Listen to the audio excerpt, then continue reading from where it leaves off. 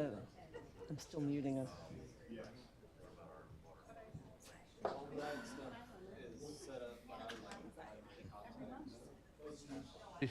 No, she has her I was gonna she start has the her meeting. magic wand pen.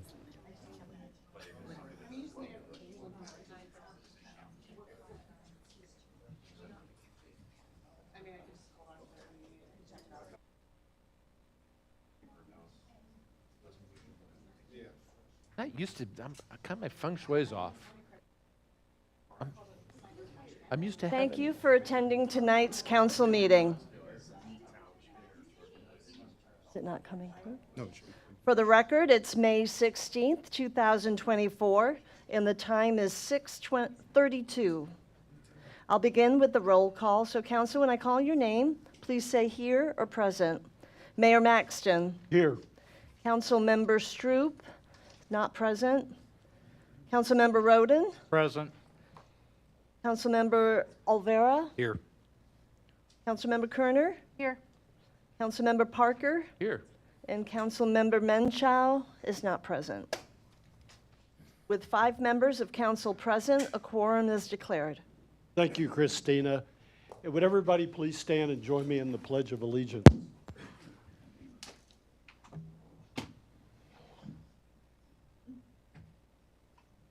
I pledge allegiance to the flag of the United States of America and to the republic for which it stands, one nation, under God, indivisible, with liberty and justice for all. Thank you. And appreciate everybody attending tonight's meeting. We do live broadcast the meeting, and would also like to welcome any of those that are joining us as part of the live broadcast. But because we live broadcast, we ask that anybody is here as part of the meeting, that if you do have comments that you're contributing as part of the meeting, that we ask that you use the microphone up here. And because of that, the individuals that are listening to the live broadcast cannot hear the comments if you make comments from your seat, so we ask that you use the microphone. When you do get the opportunity to make comments, I ask that you introduce yourself and say if you're a Fair Oaks Ranch resident or not, and if not, what county you are from. And with that, we'll move on to citizens to be heard tonight. We had Cynthia Sanchez and Carol Willoughby that did sign up for part of citizens to be heard, but they want to talk about the gateway feature, and they would like to defer until that item comes up for discussion. And next we had Teal Harris, who would like to speak.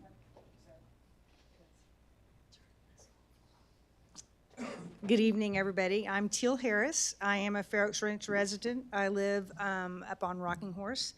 And I'm just talking tonight. I had something written down, and of course that already goes. But I just want to make sure it's heard that I appreciate you guys volunteering. I know, I'm on the FORHA board. I'm secretary. I'm doing my second 3-year term. I volunteer on various different committees. And so, today I spent my day with the injured horse with a vet. And I know what it's like to just be tired and you still got to show up. Because at the end of the day, we have a lot of citizens who voted us in to our office to represent them. And every citizen I talk to has moved here because they love what Fair Oaks Ranch has to offer. We're a unique city. We, to my knowledge, when I've done different research on stuff, not even a handful of cities are like Fair Oaks Ranch, where you have parks and trails, ride your horses on the trails, go play golf, everything. And it's such a lovely area. So with that said, and knowing what it's like to be tired, I also know what it's like to be on a committee and and the squeaky wheel gets the grease kind of thing. And I just want to say that when you come up to a situation or decision, stand tall. We all know right from wrong, but I also, again, we all know when we just kind of get have a tired night and are beat down. You can tell I'm tired. I haven't even taken a shower today. So at any rate, my other topic of discussion was regarding planning and zoning. I personally believe that on the Planning and Zoning Committee, that should be tax-paying citizens that are on the committee. I think there are plenty of things that, plenty of different committees within FORHA or the city that people can volunteer for and be a part of this community without being on decision-making boards for the taxpayers.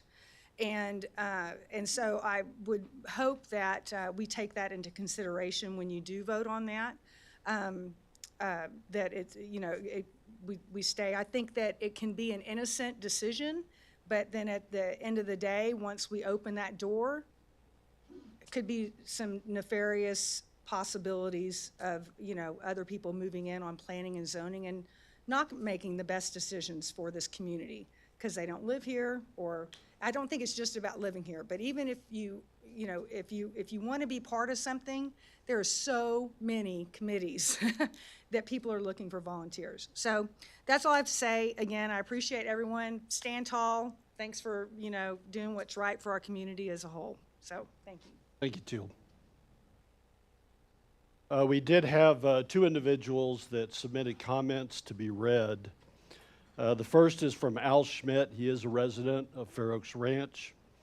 And he writes, several times I have sent recent emails to the council and the Gateway Committee about the proposed entrance project. This is not an urgent project, and I'll repeat my two major points. First, the proposed location at Pfeiffer is not at the city entrance. The actual entrance is at the I-10 frontage road at the concrete island. Pfeiffer is several hundred feet back where it will not be seen until you actually drive onto the parkway. Unfortunately, the project's resident survey did not clearly identify this location. This location would be a waste of our funds. We should work with TxDOT, if necessary, to place a design on the concrete island. The city has maintained this area for many years before the frontage reconstruction. The current island is very unattractive for our entrance. Several subdivisions along the frontage road have very good visible entrance structures. As a city, we should have a significant entrance. And my second point, why were the residents given only one design to consider? We should be given at least 3 design alternatives, just as the Gateway Center survey gave us. And 3, the council should direct the committee to bring us several designs for consideration. Please do not approve a consultant agreement now. This project requires additional alternatives for the residents to consider. And signed, Al Schmidt. The second written comments that were submitted by Nicole Gallegos, and she is also a resident of Fair Oaks Ranch. And she writes, please note this is the first time I am writing to you to read my email during our city's next council meeting. Thank you for the opportunity. My name is Nicole Gallegos. My husband and I, Renee Gallegos, have been a Fair Oaks Ranch landowner and resident for over 10 years. We are business owners, and my husband has been the president of FORHA for the past 3 years. I'm also very active in the community as a member of the Bernie Education Foundation and have served as its president last year and was reelected this upcoming year. We are raising our kids here. We love Fair Oaks Ranch. We chose to raise our kids here and plan to retire here. We have seen many changes in the city, some positive and some not so positive. We know the growth in the area means city projects are moving quickly and sometimes without many of our citizens knowing the complete details about them. I write to ask our elected council members to reject the proposed rule change that eliminates the ability of citizens to have written comments submitted for the public comment section of meetings. Many families who live in Fair Oaks Ranch work and have families not permitting the time to attend city council meetings in person. Additionally, this may be the reason for low turnout for candidates or community committee appointments, but it is imperative those appointments stay within our community and not to the outside and not to non-property owners. Renee and I want to emphasize the importance of allowing taxpayers to submit written comments for the meetings. This allows them to write email comments at a time that works for their busy schedules. This ability to send emails for public reading allowed by the City of Fair Oaks Ranch is key to our transparency and citizen participation. It is an amazing, a best practice the city has implemented. It shows our taxpayers that our council cares about the taxpayers and wants them to be a part of the system their taxes fund. These written comments can provide context to the staffer, presentations, or background information that is not readily understood from council members. Written public comments further enhances what our citizens who watch the live stream recordings learn about our city operations or plans. Transparency is key, and more information available to the public is always better than less information when it comes to governmental entities, including here in Fair Oaks Ranch. I understand that having more public comments can take time, but the bottom line is that the city services, city council, and city council meetings are only occurring because of those who own property here and pay taxes here.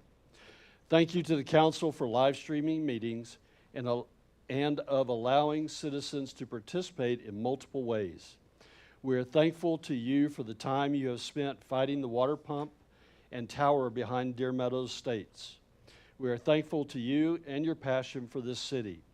Thank you for taking the time to read my email and understanding how important transparency and contextual understanding of city activities is to those that pay for those city activities, the taxpayer. And signed sincerely, Nicole and Renee Gallegos. And that was all of the individuals that signed up as part of Citizens to be Heard. Is there anybody here tonight that did not get an opportunity to sign up that would like to speak? Okay. And we'll move on to our presentations tonight. We have two presentations as part of the meeting. And the first one, I'll turn it over to our Mayor Pro Tem, Laura Kerner. So, Mayor, if you would, let's come up forward. And,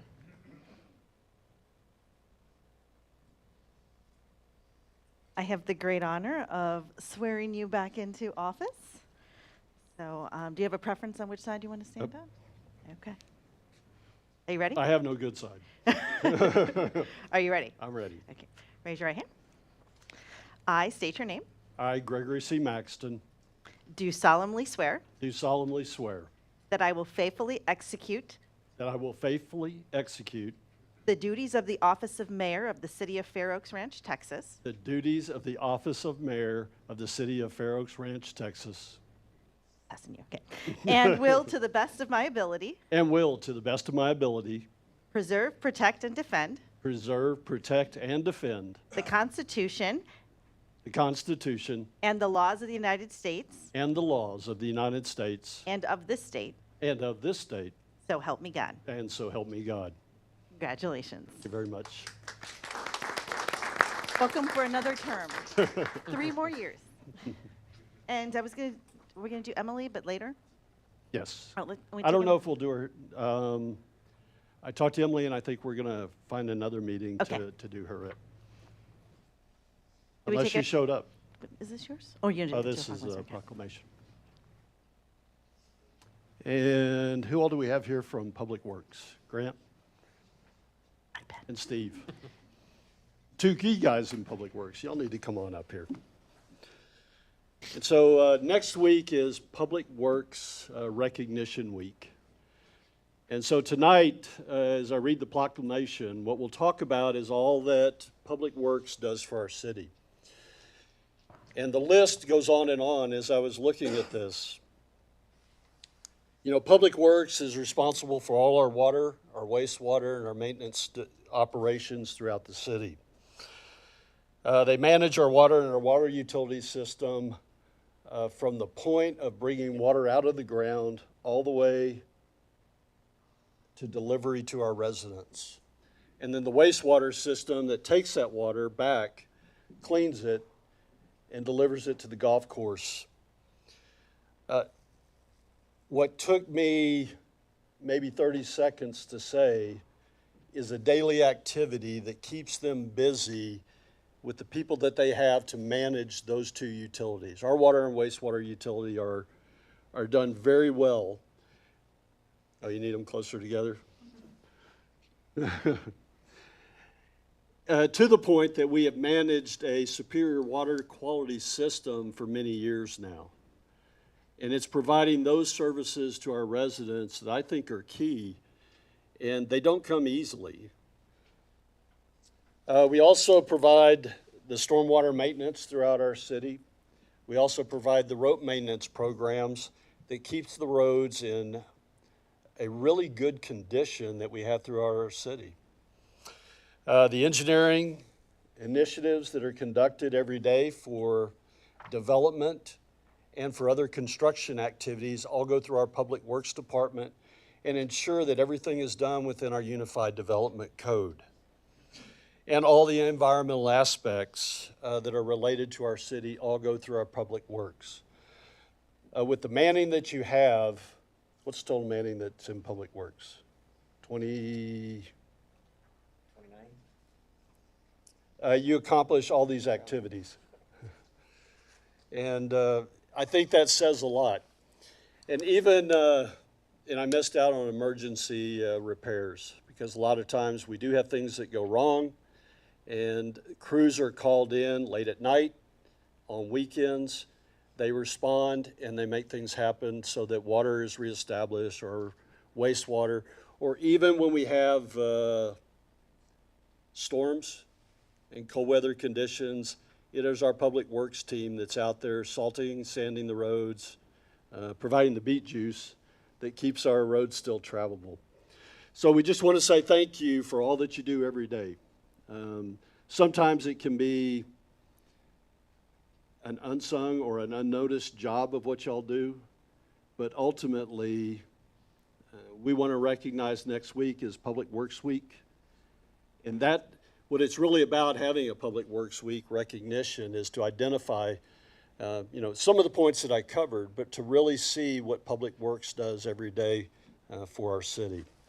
So we provided this proclamation: whereas Public Works professionals focus on infrastructure, facilities, and services that are of vital importance to sustainability and resilient communities, and to the public health, high quality of life, and well-being of the people of the city of Fair Oaks Ranch. And whereas these services could not be provided without the dedicated efforts of Public Works professionals who are engineers, managers, and employees who are responsible for building, improving, and protecting our city's roads, water supply, wastewater systems, public buildings, and other facilities essential for our citizens.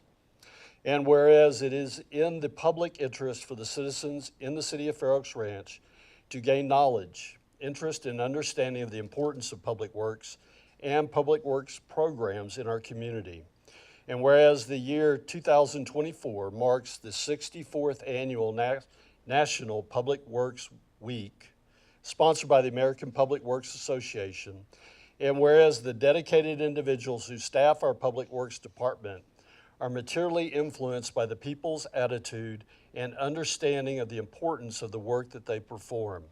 Now and therefore, I, Gregory C. Maxton, Mayor of the City of Fair Oaks Ranch, do hereby designate the week, May 19th through the 25th, 2024, as Public Works Week.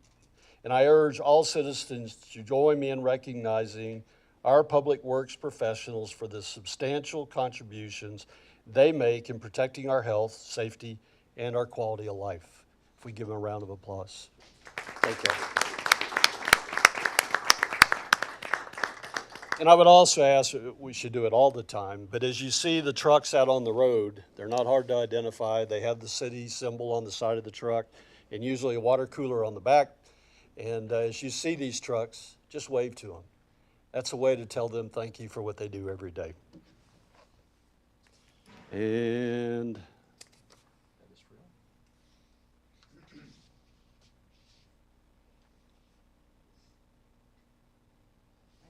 thanks, guys. Thanks, Mayor.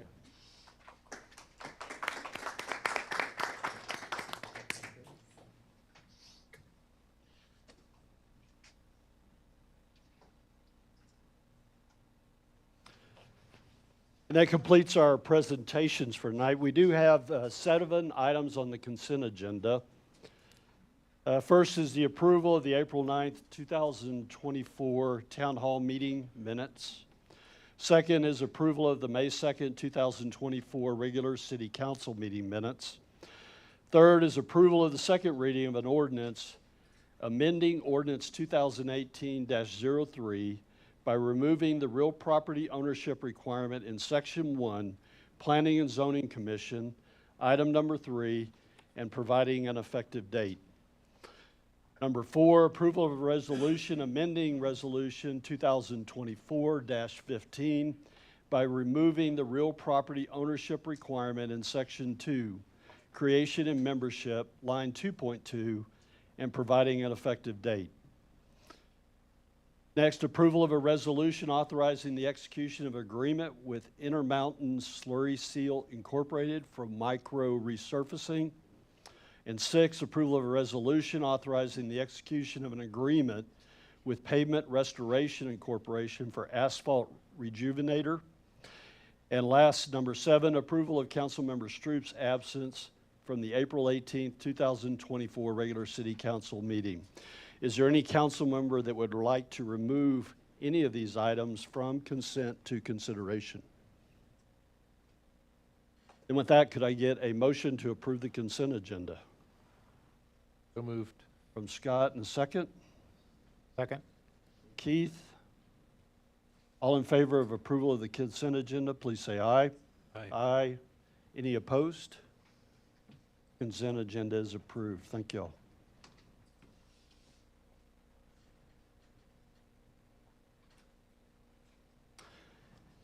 And then with that, we'll move on to our first consideration item tonight, which is the consideration and possible action electing a council member to serve as the mayor pro tem at the first regular city council meeting following each regular city election. And so we did have our municipal elections that are now complete, and we canvassed those elections yesterday. And after each election, we elect a mayor pro tem from the council, or we elect a council member to serve as mayor pro tem for the following year. And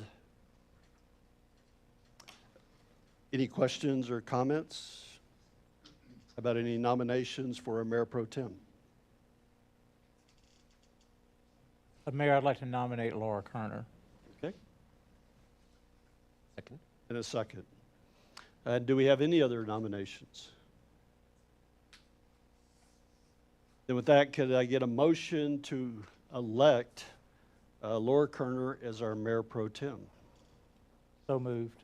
Keith and Second. Ruben? With a motion on the table, all in favor, please say aye. Aye. Any opposed? The motion is approved, and congratulations, Laura Kerner. Thank you.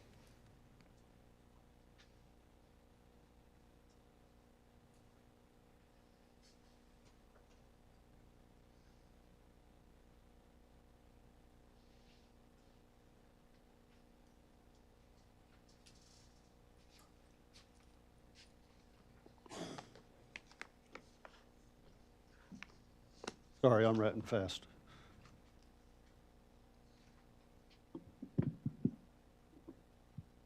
Our next item for consideration tonight is the consideration and possible action approving a resolution authorizing the execution of an agreement with EZ Bell Construction LLC for the Tivoli Way Drainage Improvement Project. And Clayton, you're going to kick this one off? Yes, sir. I'm Clayton Holscher. I'm the procurement manager for the finance department. So we budgeted for drainage improvements this fiscal year for Tivoli Way. The project will manage the stormwater generated in the city right-of-way on Fair Oaks Parkway and Windmere Drive, and it'll redirect that stormwater around the Fountains subdivision to Dietz Elkhorn. Long story short, the summary of the scope is that it'll install a series of graded inlets and an underground drainage system to do that. Design services were completed by one of the city's on-call engineering consultants, and so as a result of that, we issued an invitation for bids. Bids were received on April 24th. We received 5 bids as a result of that, and the bid from Easy Bell Construction was the lowest bid for that project, and that came in at $1,376,743. We are recommending adding a 5% contingency to the contract, which is what we typically do. So that results in a total cost of $1,445,580.15. It's in line with priority 3.3 of the strategic action plan to enhance and ensure continuity of the reliable drainage improvement initiatives. And then by issuing the invitation for bid, we comply with all of our competitive procurement requirements. So the bids came in over what we had budgeted. And we currently have a little over 1.1 million. And so it's $1,105,800 available in the account for Tivoli Way, for this Tivoli Way project. There are some savings available in the Delta Dawn project, as well as the bond development account that we've identified to cover this overage. We'll use our standard construction agreement, and the vendor will sign that prior to the commencement of work. It's included in the council agenda. What our proposed motion is to approve a resolution authorizing the execution of an agreement with Easy Bell Construction LLC for $1,376,743 with a 5% contingency in the amount of $68,837.15 for a total value not to exceed $1,445,580.15, expenditure of the required funds, and execution of all the applicable documents by the city manager. And with that being said, I'm happy to answer any sort of questions that you might have. Questions? I do have a question. Maybe more for Grant than for Clayton. So we'd gone out and done bids on this before, and it had come in a little bit higher. And we reworked the project, and we are fairly confident the rework is a suitable solution for the drainage on Tivoli Way. Really. Yes, Mayor.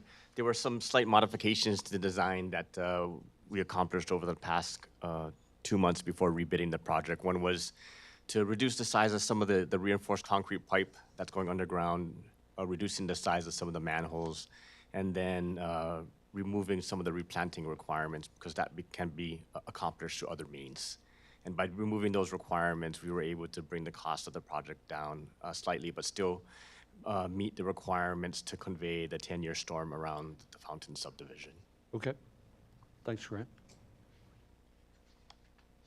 Anything else? Any questions from anybody here tonight? Reference the project.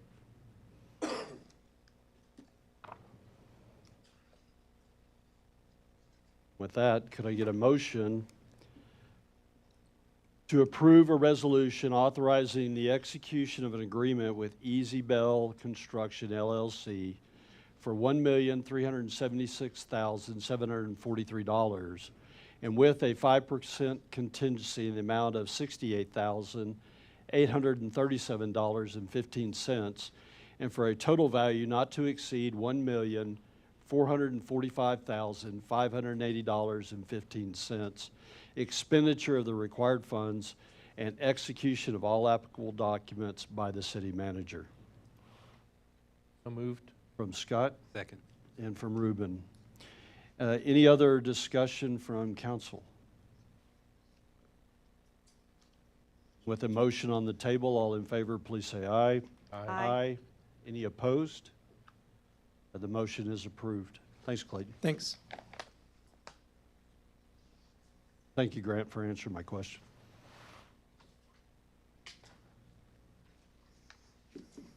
The third consideration item that we have on the agenda tonight is the consideration and the possible action approving the first reading of an ordinance establishing stop signs at various intersections within the corporate limits of the city and authorizing the codification of street, stop, and yield signs in Chapter 12 of the city's Code of Ordinance. And Chief. Good evening, Mayor, Council. Tim Waring, Chief of Police. Here today to present this ordinance to you. This is under one of our pillars for the strategic action plan under public health, safety, and wellness. Just some back history. The February 1st workshop where council spoke about the addition of a couple of stop signs based on some complaints. Directed staff to add additional stop signs at the Battle Intense High Echelon intersection. In looking through the ordinances for the stop signs that we have, we've had several ordinances passed throughout the years. Several different ordinances, especially ones related to the newer law enforcement agreements for the private gated communities. So in doing so, we did an inventory of the city with help from Public Works and our code compliance. And we found several intersections that had not been passed by ordinance. Based on that, we basically are coming back to council trying to clean that up, codify all the stop signs, including the ones under law enforcement agreement in private communities, under one single ordinance. The stop signs that we did find that were not passed by ordinance are the two sections that were under the 2017 annexation. It's the two stop signs at the end of Old Detail Corn Road or the rear entrance to Front Gate subdivision and the Enchanting Glade subdivision. Basically, there's two stop signs on the side street and the stop sign hitting Detail Corn. And then additionally, we passed the law enforcement agreement for Front Gate in 2018, and they've since added on to the subdivision that latter part and added two stop signs that we need to bring into that ordinance. To make these enforcement of these ordinances effective, or these stop signs effective, we had to get them into the ordinance. And codifying it was a lot of work, and not gonna lie to you, I didn't do a lot of that work. That came from Carol and the Public Works team by driving around and putting this list together. Now so that we move to the council to approve this first reading. If you have any questions. Questions for Chief?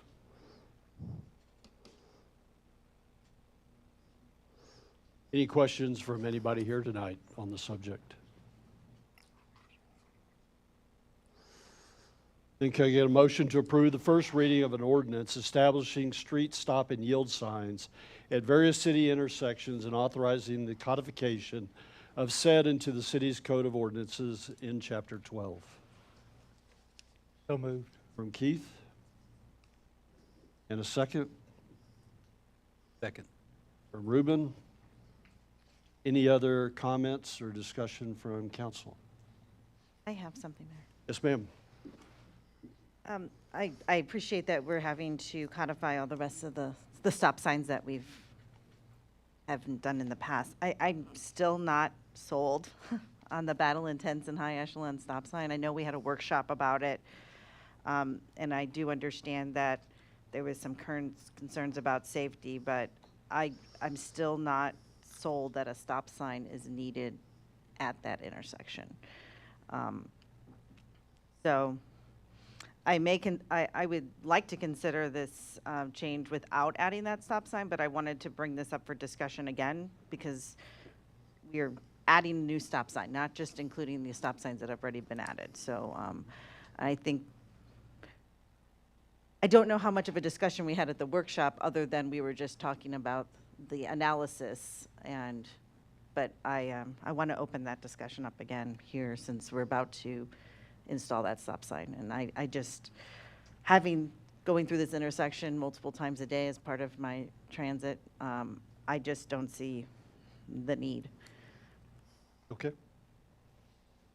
And I don't know how other council I members. agree. I agree. I don't see the need for it either. I know that, John, have anything else? Or? Yeah, when it was presented, I think from the GEC presented the information, and I think that from their information that they collected, that they couldn't provide any information that said whether a stop sign was needed or not, I think from their analysis. I think from that then there was a staff recommendation to go ahead and put a stop sign in this location.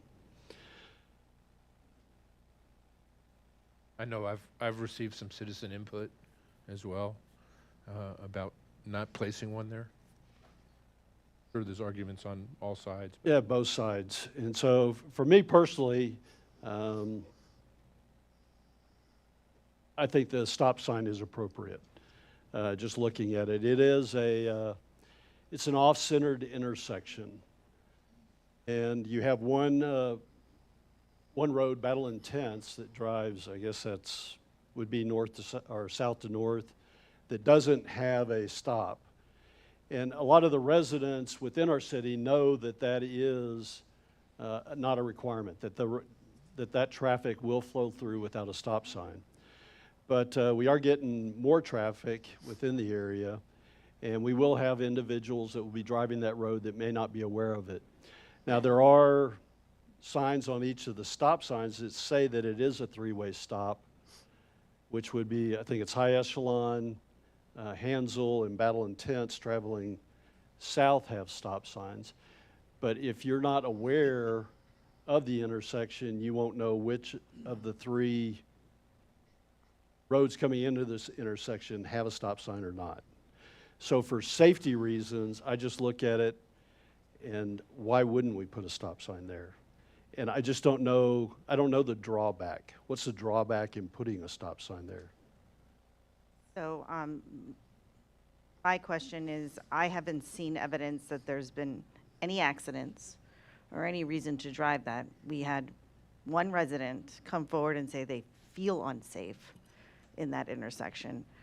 And I don't know if that's enough for me to put up a stop sign. I do feel that if more residents continue to feel like it's an unsafe intersection, I think this would be a great opportunity for the new Traffic Safety Advisory Committee to look at other solutions or all solutions that can be done. But I'm just concerned having minimal number of residents come forward about feeling unsafe would drive a stop sign. Okay. Chief, do you have an opinion as to whether a stop sign would make it safer or not safer, or if it doesn't make a difference from your perspective? I've worked at the intersection a lot of times, whether it be stationary traffic. I have seen accidents at the intersection. That's a pretty common area for bus stops also. I'm not sure if that's a bus stop this year. Adding a stop sign definitely doesn't hurt. It provides an additional layer of safety. Does it provide a little inconvenience? Probably, but it definitely doesn't cause enough of an inconvenience to lack in the safety addition. So it is kind of an offset intersection, and working traffic there, people do tend to fly down that hill pretty fast. It is 20 miles an hour. I don't think they realize that. But I'm in the favor of the sign, like you, Mayor, for probably the same reasons you mentioned, but I think because it's offset, and I know you can see, because I go down that hill too,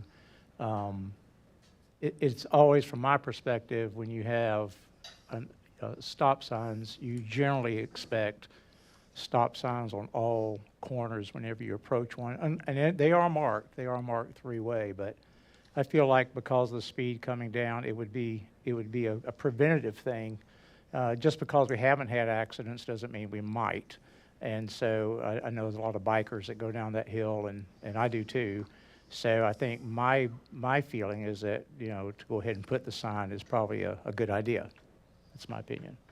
If people have a habit of whether they're going the speed limit or slightly faster down that hill where there is no stop sign, would putting a stop sign, would there be people out of habit potentially that just ignore it and then enter the intersection just because they're not trained to be looking at that corner? yeah, usually when we add something new like that in an existing intersection that's been there for some time, we usually have a pretty substantial grace period where it's more of a public education, and we don't write the citations until after probably about a 60-day period. Would there or something be like that. Would there be a temporary sign? I know it's a short street, but is it protocol or anything to put a temporary sign before you approach the actual stop sign to alert people that there is a stop sign here Yeah, now? it's common to have that yellow sign that says warning, stop ahead.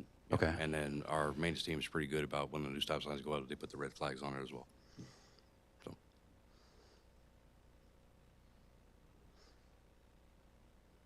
Well, normally I would try to put in an amendment to take it out and have a vote on it, but seeing the number of council members we here have tonight, I don't want to stop us from moving forward with codifying the other stop signs in here. Just wanted to state that I personally don't think it's needed, or I haven't seen the evidence to demonstrate that I think it's needed, but if this is what staff is recommending and to move forward, well, I'll be fine to just move forward with the vote then. Okay, I don't know Good if you want to point, have a though. comment, No, Scott. that's fine. all right.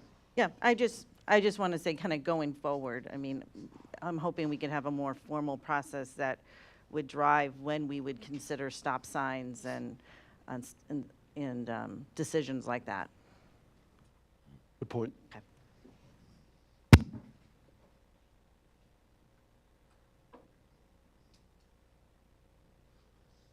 Then with the motion on the table to approve the first reading of the ordinance, all in favor, please say aye.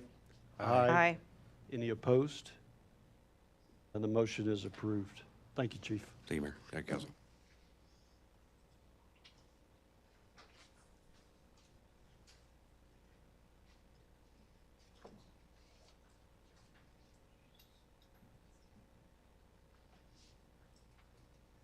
And the last consideration that we have on the table tonight is the consideration and possible action approving a resolution authorizing the execution of an agreement for design services of a gateway feature, expenditure of the required funds, and execution of all applicable documents by the city manager, and directing the city manager to submit a grant application to the municipal development district. And are y'all going to kick this off, or? I'm going to tee it off. Okay. Yeah, I'll tee it off. Thanks, Mr. Mayor. For everybody, good evening, everybody. On July 18th, 2019, City Council created the branding committee and appointed 3 members of the City Council to that committee. The committee was tasked with working with staff towards development and implementation of a citywide branding program to include initiative recommendations such as city entry and gateway feature. By December 2022, the communications team had created and proposed a formalized strategic communications plan that included priority 5.2.6, design and construct a city gateway feature. Citizens were appointed to a subcommittee specifically dedicated to the gateway feature in November of 2023. This Gateway Feature Committee was tasked with discussing and investigating the possible construction of gateway features as the main entryways to the city. During a recent town hall meeting, Half Associates, Inc. presented a design concept to the community, and the city conducted a short survey to gather feedback for the optional auxiliary features and locations of potential gateway features. Based on feedback received, the committee advanced the scope for the final conceptual design of a gateway feature. Features under review were cow/horse sculpture. I was opting for the donkeys, but that was taken off. Removed from design. Pillar and fence structure, clarified placement and location, lighting that will be added during the design process, font considerations, materials. In order to advance the project, the city is seeking approval of a resolution authorizing the city manager to execute an agreement to provide for design, survey, and geotechnical services for the gateway feature, and to authorize the city manager to apply for a grant from the Municipal Development District to assist with the funding of the project. For policy analysis and benefits, this project has been designated as a priority in the Strategic Action Plan for fiscal year 23 and 23 through 24. 5.22, develop brand identity and credibility. 5.2.3, create opportunities for resident engagement and participation. 5.2.6, design and construct city gateway feature. Long-term financial and budgetary impact. Decisions regarding this project will direct movement towards obtaining final construction cost and design. The cost for design, survey, and geotechnical services is estimated at $25,000. The design will produce an opinion of probable construction cost. Staff will present funding options to the City Council at a later date, inclusive of potential grant project application to the Municipal Development District. The legal analysis, the city's standard work authorization form is being utilized.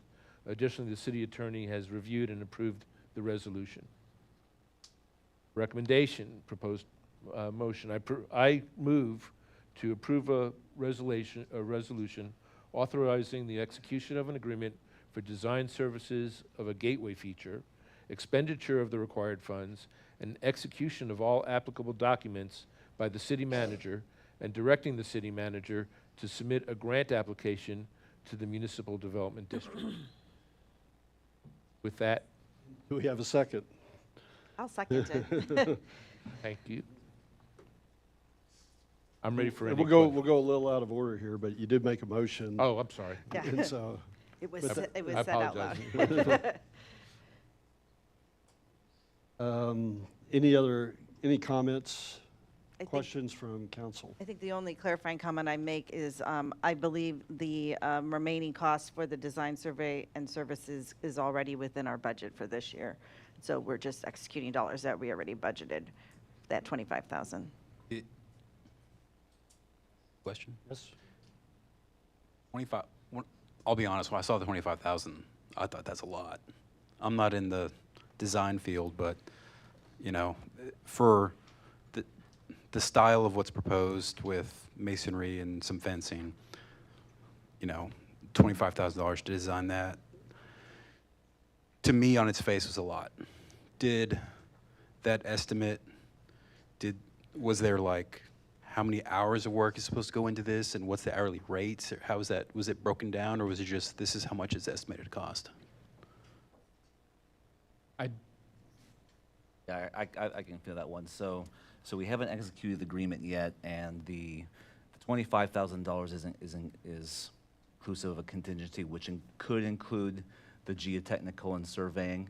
Some of those drivers will be ultimately, depending on the type of appurtenances they're adding this thing. So if, for example, if there's lighting on, so that will require electrical, which would require some geotechnical. So the base design, I believe, we're still negotiating, but it was around 20,000, which when we get to construction, you're looking at probably an $80,000 to $100,000 project. For a project of this scope, that's probably within what I consider a standard percentage for a project of this scope. How much was the expected cost of the project? You said 80 to 100? Is that? Without, that's the preliminary estimate without going through the full process, yes. And I mean, I've seen or gotten feedback that either we don't need this or it's too expensive. So, I mean, those are my thoughts.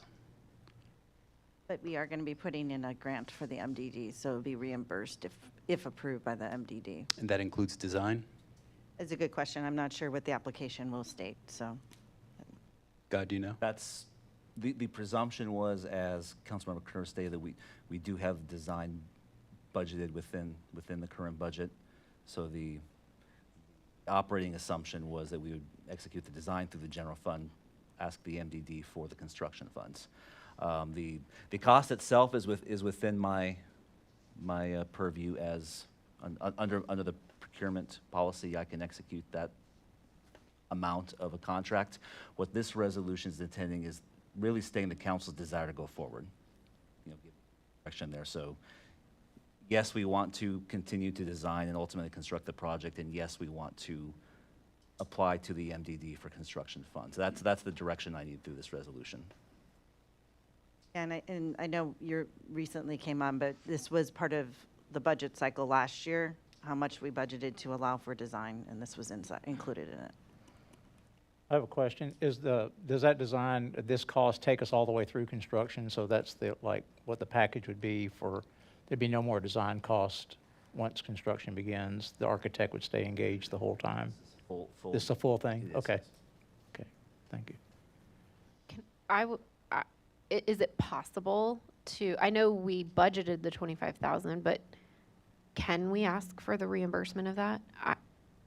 I don't remember yesterday, much less a year ago. So, I don't remember what we talked about, whether we talked about us trying to get that amount reimbursed or not. But I think if it's available, I consider it our obligation to try to seek reimbursement for that as well. Yeah, I'm not aware of anything that would preclude that. I was on the same thoughts as Ruben. When I saw the 25,000, I kind of had an idea of what the total cost of the gateway feature would be. And then when I saw the 25,000, it kind of, raised my antennas about, why 25,000? But I think of some of what you laid out is this, this is from design to everything we need all the way up through construction, correct? Yes, this is.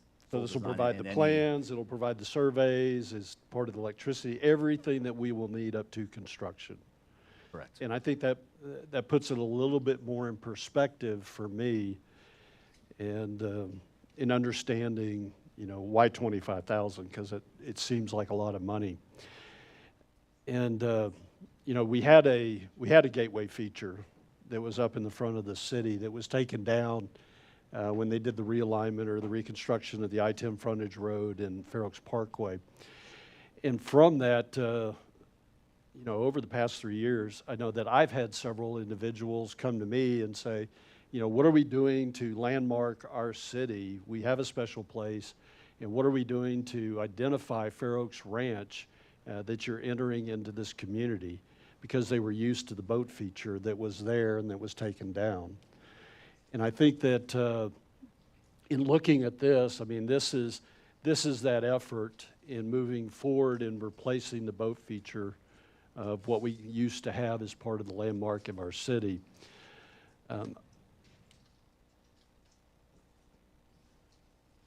In my perspective,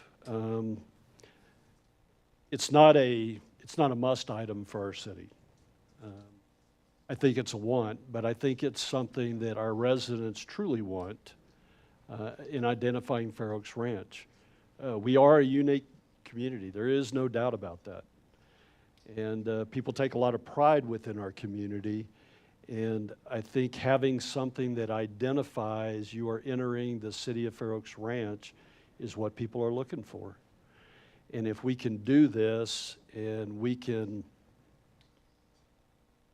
provide reimbursement or even the upfront cost to build something the total cost, and we can get that through a grant, then it's not impacting our taxpayer dollars. It is something that we can do for our residents and provide a service of what people are looking for our unique community. I agree with that assessment. And I think that having sat on the committee was composed of residents and staff and council members who I think all came from different areas and came at the problem from different directions. And we arrived arrived at a point where one, it identifies the city. Two, it's also a scalable project, which I think is important, that since we have many entrances to the city, that later on we'll be able to work with the basic design for other locations later on, when we're ready for that. I mean, this is not part of that initial scope, but I think that because of the way that we came to some of these basic designs, I don't know if you want to flip through those real quick for everybody.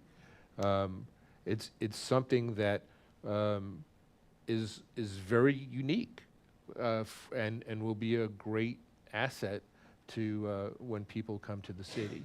And everybody has different opinions. I get it. I understand it. And but I think what the committee in its truest form wanted to do was to be able to present something that says, hey, you've arrived at the ranch.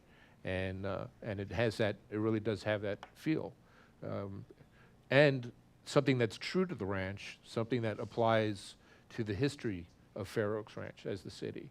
So it's not just wasn't a willy-nilly idea of throwing stuff up to say, hey, Fair Oaks Ranch, putting up a sign. It's something that that the committee worked, and I would like to thank all those people publicly that worked towards this. It's a very, I think it's a very fine idea. I think the 25,000, we need to get a cost. We need to get a ballpark figure on what this thing's going to cost and what the engineering requirements are going to be. Maybe we don't spend all the $25,000, but at least we'll have a pot of money to pull from. And Oh, I was going to say, I mean, I'm in favor of the idea. I like the idea of the concept. I think a lot of residents do want this. Personally, I see a price tag for design, and I'm looking at conceptually what it might look like. And then just thinking down the road, if we've talked about what, 2 or 3 potential other, you know, features at other entrances, and I know that's not sort of on the table today, but I mean, are we going to pay for design for each one of those? And this starts to add up. So I like the idea, and I think I'm in favor of the gateway, and I do appreciate all the time that y'all put into it. To me, it's the price tag, not only with design, but then the eventual, you know, estimated cost that concerns me. I'm sorry, can I, as the presenter, can I address your question on Yeah. that? And so I do want to give a little bit of background here.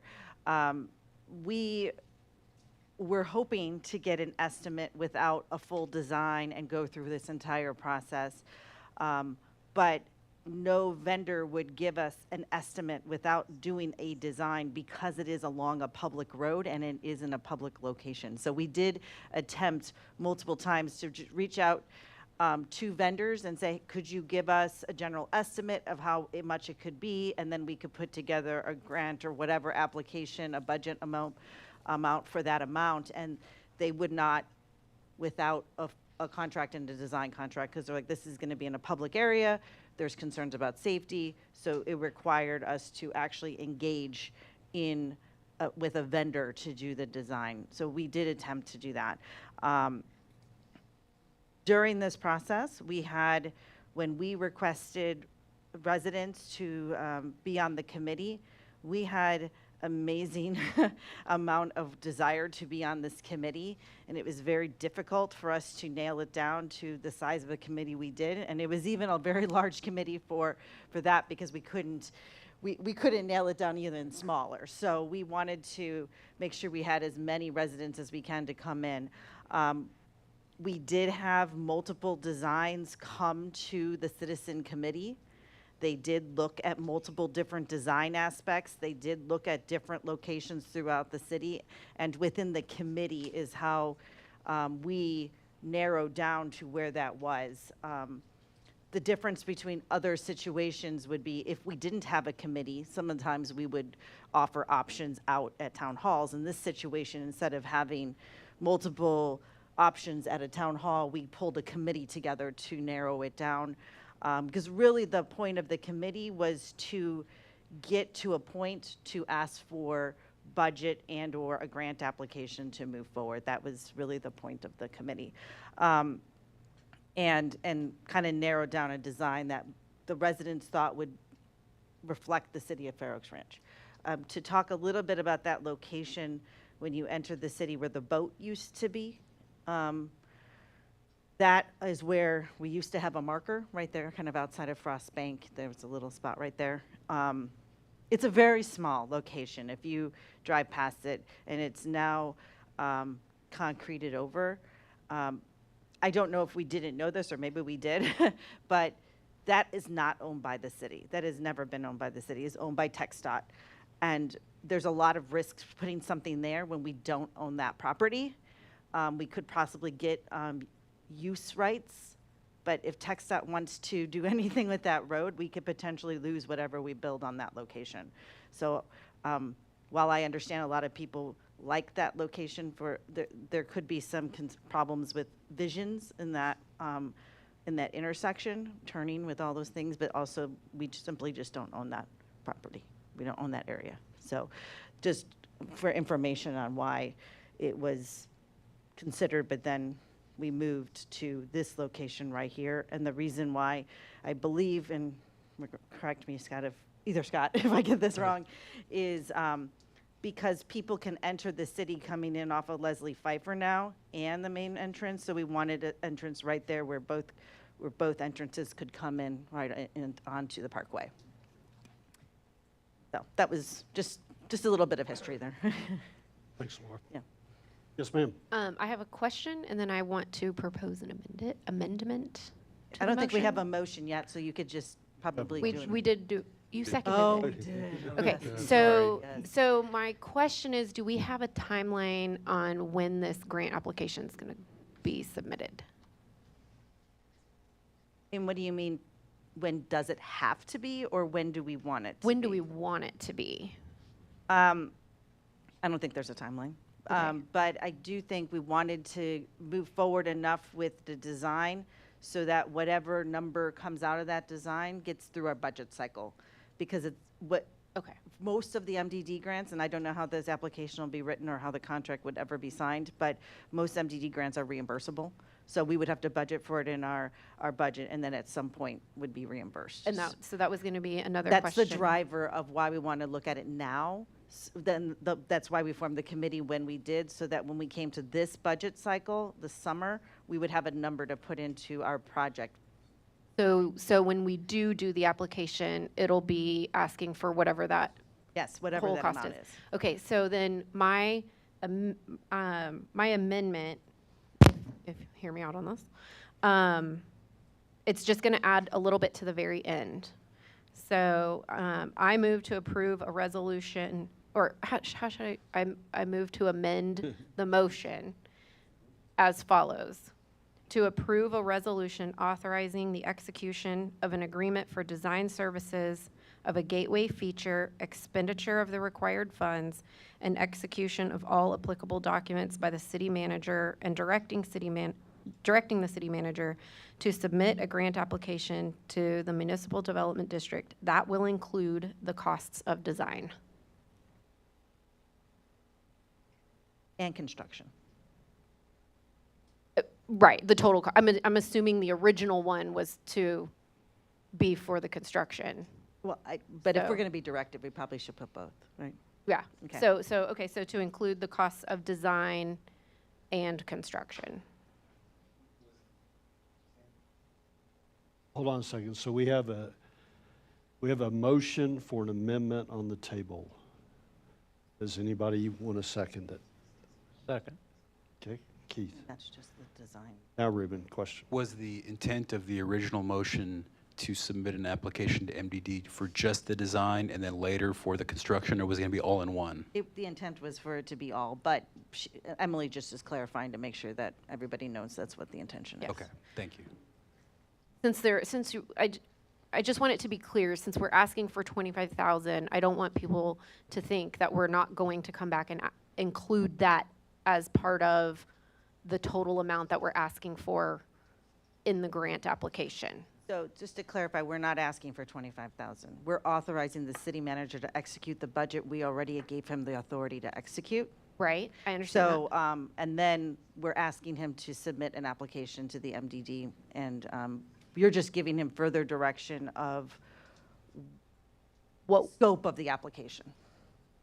Right. So I understand that we're going to get, what we're doing tonight, and make sure I'm correct on this, what we're doing now is saying Scott has the authority, we would like for him to move forward with, allowing up to $25,000 for a design for this out of our budget, and to execute an application to the MDD for the reimbursement of this project for the entirety, including the $25,000 we are giving him authority to use. That was my goal in that amendment. Okay, That's the way I understand it. That's how I understand it as well. Okay. okay. So we do have a motion for an amendment on the table. Motion and a second. All in favor of the motion, please say aye. Aye. Any opposed? Nay, opposed. You're opposed to the amendment? All of it. So Okay. however you want to write it. But we have to vote on the main motion now. Okay. But I think, Mayor, if you don't mind, I think there was a couple people that wanted There to are. speak on this. So before we vote on the main motion, I thought we should probably. Yeah, I haven't gotten to them Okay. yet, but yes. So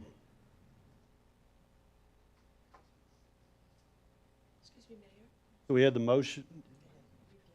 It was Ruben. I was going to ask you to repeat what just occurred. Okay, so we have a motion.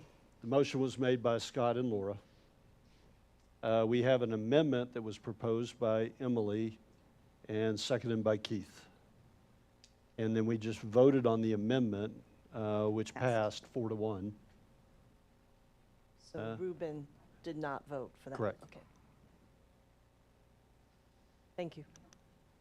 So now we have, it was 5-1. Oh, sorry. He's an Aggie. That was low. I was gonna say it was Army, but that's I know. fine. Oh, okay, there we go. Oh, man. I thought you were referring to All me. Suffering the slings and arrows. Ruben is too. But I want him to vote for the motion, so I won't. Okay, And so we still have we have the main motion, the the Amended. amended motion that is still up for vote. Okay, and so any other questions, comments from council? no, I don't. But we have citizens, correct? I'm getting there. Okay. Thank you. Thank you for reminding me. Ms. Sanchez, did you have comments that you wanted to provide?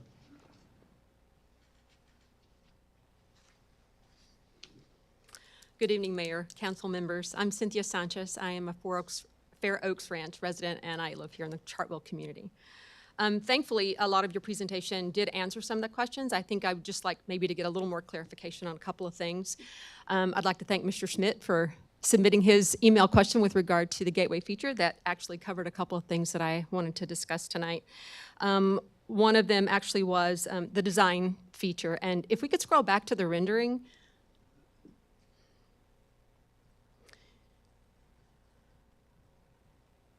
So was this part of one of the conceptual designs, or is this just a placeholder for a design? This is the conceptual design. It is the conceptual design. I don't know what others thought when they first saw it, but when I first saw it, I thought it was a military post. Just food for thought. I got that T-shirt. Many of you I know did. So just food for thought as you come in. I know we have a lot of retirees who circulate through our area, but it looks like Tacoma, Washington, Joint Base Lewis McChord. So just keep that in mind as you go through your design features. Also, with regard to location, I know that there are multiple entrances to Fair Oaks, and having been gone for a while, I'm not sure which one's considered the primary location. So I had questions about the choice of location and why it was being placed in that particular area. I think it's a good idea as you look at the possibility of scoping and scaling it to include, some of those other locations, because it's really unclear what our entry point is, I think, when you come into Fair Oaks Ranch. It's just unfortunate that the location that's chosen will have to be set far back. Unless the feature is high enough, then you're really coming into Fair Oaks before you see it. I remember way back in the day, I know it wasn't a Fair Oaks entry point. It wasn't a Fair Oaks feature necessarily, but that giant tower that was out there that was kind of weird and ugly. But it was branding, right? So as you go through your design structure and your committee members, just maybe bear in mind, while it's set far back, maybe we can go higher. You did talk a little bit about the funding stream, that it's still sort of in process, and an estimated cost, I guess, which is still in question as to how some of that's going to be handled, but hopefully all through a grant, through the MDD. And as you look at scoping and scaling, is it possible with that grant funding to support more than one entry point? And again, I think it was already asked about the projected timeline and execution. I think that's still fluid at this point, so we'll just kind of move past that one until you all kind of can get that part figured out. And then my final question, I think, is really just about how will that design be vetted for finalization?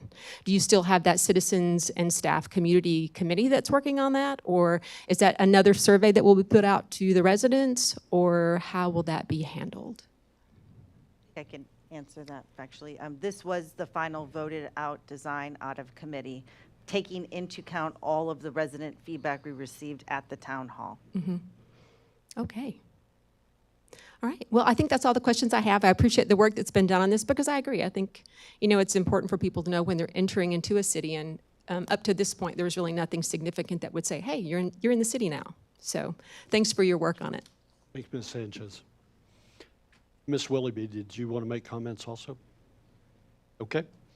Is there anybody else here tonight that has any additional comments on it? And any other discussion from council? So we do have an amended motion on the table. All in favor of approval of the amended motion, please say aye. Aye. Any opposed? Opposed. Okay.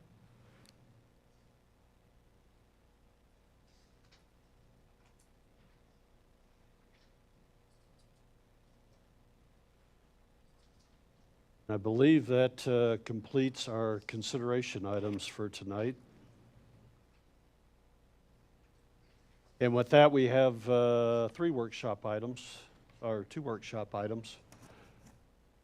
And the first is a presentation of the 25 through 29 5-year financial plan. I'll kick this off, Mr. Mayor, while Summer gets set up there. So as this council knows, last year we introduced the 5-year plan as hopefully an integral part of our budget process, aligning with our strategic plan. This year, as you will see, the Finance Department has significantly enhanced the model, including the addition of the utility fund. Tonight, Summer is going to review the model with the assumptions, so both the general fund and the utility fund, including capital improvements, equipment replacement, and debt for each. She will review the base revenue assumptions in each fund. And for expenditures, you will see wage growth assumptions, which Joanna will talk about in the next presentation. You'll also see capital and debt assumptions and new services, and most notably in fire and EMS services. Some of the challenges that we will have to discuss through this model is maintaining reserves, particularly in our balance scenario, while balancing expenditure growth, funding infrastructure projects without compromising our financial stability. The model is flexible. It's built to model different assumptions based on direction from the council and from management. But the intent of this is it sets the foundation for our budget and acts what I call as an early warning system. One of the outcomes of this process is to have fewer surprises during the budget process. So as Summer goes through this, some of the key discussions, I think, should focus on providing for the impact for fire and EMS services in future budget years, maintaining our existing services, which includes employee retention, strategic goals like drainage, improvements in communications, and maybe, and at least as importantly, reviewing our financial reserve policies to ensure sustainability. So specifically, that could include a review of whether or not, with the challenges we could be facing, a 6-month operating reserve in the general fund is still appropriate with the baseline assumptions. So those are the 3 or 4 key things I'd like the council to focus on as Summer goes through this model. But I think they did fantastic work in getting this put together as we go into our budget process next month. And with that, I'm happy to turn it over to Summer. Can I ask just a real quick question? So you kind of outlined the 4 areas you want us to focus on. And maybe because the 5-year plan is a planning tool, correct? Yes. And honestly, I've read through it, and y'all did, to me, a fantastic job in putting this together. It's leaps beyond what we had last year, and last year was the first year that we did it. And I firmly believe that we do need this planning tool. So as we're going through this tonight, and you identified the 4 areas that you want us to look at, what is it that you truly need to walk away with tonight? One, for the 5-year planning model, but then also that prepares us as we move into budget season. Because I would say this is probably our first step as we move into budget. It is. So again, the intent is this will set the framework for the budget. It does model what 5-year impacts of these assumptions are, but ultimately, we will be using these assumptions to draft our preliminary budget that will go throughout the summer. So we need from council any items that, if we strenuously object, if we have questions, we need to develop more information on, or items that we may be missing as Okay. part of this, that we need to incorporate, so that when we bring these budget work sessions to you starting next month, that we've accounted for those variables. And in some of those, what you provided here, I mean, for the general fund, we provided a baseline and a balanced alternative of how we lay out the 5-year plan. Right. And is that really like the first step? As we discuss, or maybe it's not the first step, but as we discuss the items that you want us to look at to really make a determination on how we want to do a 5-year plan, is balanced or as a baseline?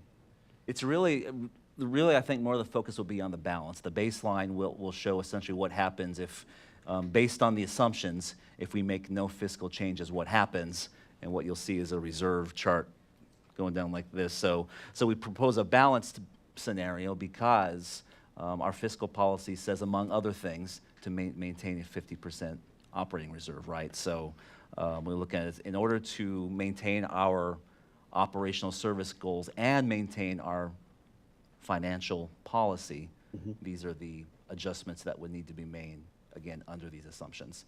So most of the focus probably through the budget is on the balance scenario, but we provide the baseline as a starting point to show you what happens without those adjustments. Okay. Thanks, Scott. Hope that helps. I appreciate it.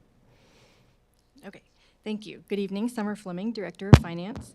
So as Scott mentioned, I am presenting the 5-year financial plan, which this year now includes the utility fund, and with council's input will help guide the budget process and long-term planning. With the model, we're able to run different scenarios given the assumptions to analyze projected effects the scenarios have on revenues and expenditures. So we'll start with the general fund. Maybe.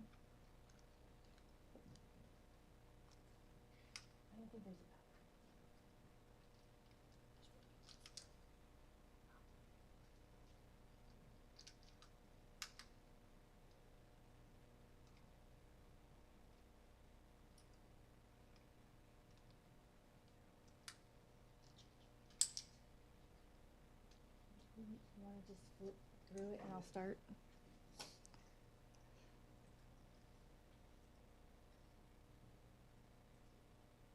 Okay. So starting with the general fund, we've modeled 2 different scenarios, the baseline and balance.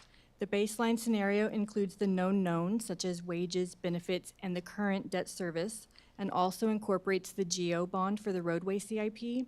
And then the balance scenario, it differs in that it also incorporates the issuance of $2.1 million in certificates of obligation to fund the drainage CIP and an increase in the tax rate to maintain council's goal of 6-month expenditures in the operating reserve.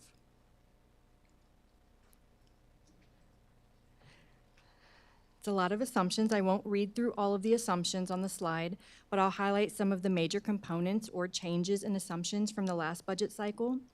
So the baseline scenario, it assumes property tax levy will increase 3.5% each year. Sales tax will increase 4% each year. That is an increase from the model last year. And a big change is in interest earnings. We have a 45% decrease over the next 5 years as we anticipate rates dropping in the near future. The baseline scenario also assumes no new FTEs, but includes the annual 2.5% increase in wages for employee merit and 4.4% COLA adjustment in fiscal year 2025, and then 2% in each subsequent year. We've also programmed an incremental increase to ensure fire and EMS service, and a fixed amount each year allotted for new equipment outside of the replacement schedule. As I mentioned on the previous slide, the baseline scenario incorporates the issuance of the GO bonds to fund the roadway CIP, but it cash funds the drainage CIP. The bond issuance and cash funding does not happen all in year one of the plan, but it's programmed based on the capital improvement plan seen here. It's also the same plan that we've been working on for the last year and what has been being reviewed by the Bond Advisory Committee. So given these assumptions, you can quickly see that without modifications to the assumptions or financing mechanisms, the baseline scenario is not sustainable. The expenditures increase at a faster rate than revenues, and this begins to affect the reserves as shown in the chart on the right. In fiscal year 2027, we fall below the operating reserve goal of 50% of annual expenditures, and by 2029, we would have about 21% in the operating reserve, or roughly 2.5 months. Yes, sir. Lay this out, so what we're showing is the revenues that we're collecting as part of the city, taxes, property taxes, sales and use tax. And so our expenses will exceed that. Based on the assumptions that we have in this model, yes. And the only way that we can make up that difference is to draw from the reserves. Is that what the baseline model is saying? Essentially, yes. I mean, in the early years, we are using reserves to maintain that balance, but over the course of years 2 and 3, we essentially draw through our unallocated reserve and start tapping into our operating reserve. That's what this model is doing. Right, and this is largely due to cash funding the drainage CIP as well as the increase for fire and EMS services. So on the next slide, the chart on the left, it displays expenditures by program in year 5 of the plan. And then the chart on the right shows the mix of operational versus capital spending throughout the plan. The operational expenditures grow very incrementally, but capital spending fluctuates based on the timing and scope of the projects in the CIP. So the model can also project the property tax rates in the different scenarios. And in the baseline scenario, the M&O rate is decreasing as we see taxable values increase. The INS rate, that's the red stack, it initially increases with the first GO bond issuance and then remains fairly stable based on the proposed debt payment schedule. The white line reflects the total tax bill, and that increases from $1,881 on the average homestead in fiscal year 2024 to $2,410 in fiscal year 2029. So that equates to a $529 increase over the 5 years inclusive of debt. Now, when looking at the balance scenario, all the baseline assumptions remain the same, except we included the addition of a communications manager and drainage lead, incorporated the issuance of certificates of obligation to fund the drainage CIP, and included the tax rate increases to maintain the city's reserve policy. So looking at the dashboard here, we are balancing the increasing expenditures with projected revenue growth, and the chart on the right shows that the operating reserve is being maintained at 50% in each year of the plan. So this scenario aims to ensure financial sustainability while addressing the necessary infrastructure improvements and maintaining essential services. It's the same chart from the baseline scenario. There's no major changes to the expenditures by program or mix of operational versus capital spending. The additional new FTEs did not change the composition of the graphs, and we're still progressing both the roadway and drainage CIP, but in this scenario, we're debt funding drainage rather than using reserves. So looking at the tax rate for the balance scenario, we now have issuances of the COs for drainage, and the M&O rate increases to keep up with the operating expenditures and again to maintain the reserve policy. Looking at the tax bill, this total tax bill increases $851 over the 5 years inclusive of the debt. So compared to the baseline scenario, the impact is an additional $322 in year 5. And that's really all I have for the general fund. So before moving to the utility 5-year plan, we can pause for discussion and more questions on the general fund scenarios or assumptions. Yes, sir. I have one question. So just to clarify, so under the baseline plan, that average tax increase over the 5-year period would be $529. Is this right? Yes. And under the balance plan, where we are maintaining the reserves as they are current least stated, it would go up $851. Yes, sir. right? Okay. So, all right, I just wanted to clarify that for the moment. Thank you. Want us to go in extensive discussion now on this, or do we want to do after the utility one? Probably be beneficial just to, let's talk about the general fund. Okay, okay.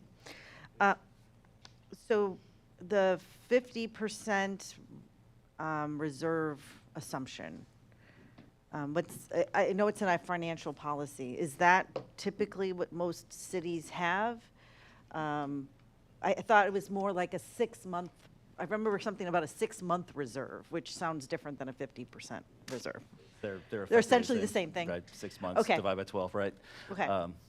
So, and I've had this discussion a couple times, so if we look at some of our models and specifically guidance from the Government Finance Officers Association, they used to, I served on the budget committee here, so I've had a lot of discussion with this. They used to recommend a minimum of 2 months of operations, and then they'd have a bunch of caveats for, you also have to look at your cash flow needs, your potential outlays. Are your revenues steady, or do they come in chunks throughout the year? So different things. So typically we would see a range from 16%, that's 2 months on the very low side, to about 50% on the high side. So all that to say, 50% is on the high side of most reserve policies that I've seen. And I think there is significant room for discussion in that regard. Our revenues are pretty stable. We're 70-some% property tax generated, and we have a 98+% collection rate, so we typically don't see a lot of instability. If there were, in terms of emergency rules, either economic or natural disaster calamities, those can get into the millions really quick, so I wouldn't want to go too low. If we did go through a scenario where we wanted to change the financial policy to reduce that, I wouldn't recommend any lower than 3 months, and that's usually kind of the happy medium that I see in most places. But 50% is conservatively high. I know when we have our annual audit, they comment on our amount of reserve. Is there a amount of reserve that will impact the audit results, where they would say this is a concern?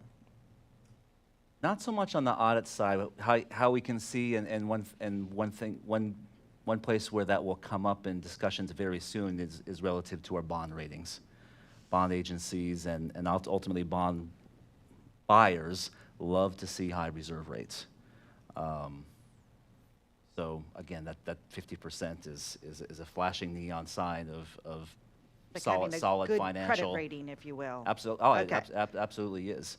Now, would something between 25 and 50 significantly damage that? My hunch is not, but that is definitely a key driver of bond rating and securing good credit, getting good interest rates.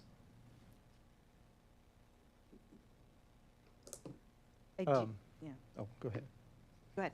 I'm done. So, what I was just doing some quick math, and under the baseline plan, over that 5-year period, the residents' tax rate, actually not tax rate, but the actual tax dollars would go up approximately 28% from with the numbers you provided this summer.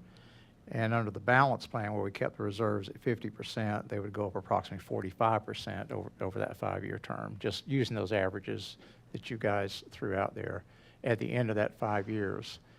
So I know that there's a lot of things we have to do, cash flow being one of them, and we pretty much collect all our taxes within 2 months, 90% of them, or some high percentage. So we don't really have a cash flow issue to maintain reserves, but we need reserves for unexpected things that might come along. So I think we need to talk about changing that level. I don't know the number, what it should be, but I think that would be something we really need to bring to the table. As a bit of background, I talked to the city of Grand Prairie today, which is much larger than we are. Their reserves, they keep 90 days. So they keep a 3-month. So where we keep 6 months, they keep 90. So it falls in line with what you're talking about in terms of somewhere between 25 and 50%.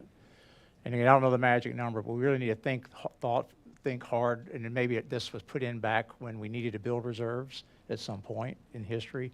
But now where we're at, we want to be sure we don't burden the taxpayers, but we also don't leave ourselves high and dry for something that comes along that we might need the funds for. But I'm of the opinion the reserves need to be modified from where they are at the current state, especially, and then to caveat all that, there's other assumptions in here we'll have to deal with which would change that tax rate, you know, whether we go down or up in some of these other expenditures. So long story to say, I think we need to address the reserves and make some kind of revamping of what that might be. And you guys would have the tools to kind of come up with some alternatives for that, for us to consider.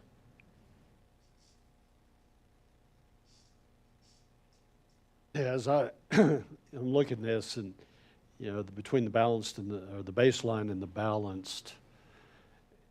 So what are the influencers that are drawing this? And what you mentioned is cash funding, the drainage projects, but then you also mentioned the fire and EMS requirements. And honestly, I mean, I don't know that fire and EMS is it's a requirement. It's something that we're going to have to provide. So if you look at that solely as what the impact that has on our 5-year budget and where we're going, and maybe there is somewhere in between a baseline and a balanced budget where we can utilize the reserves that we have.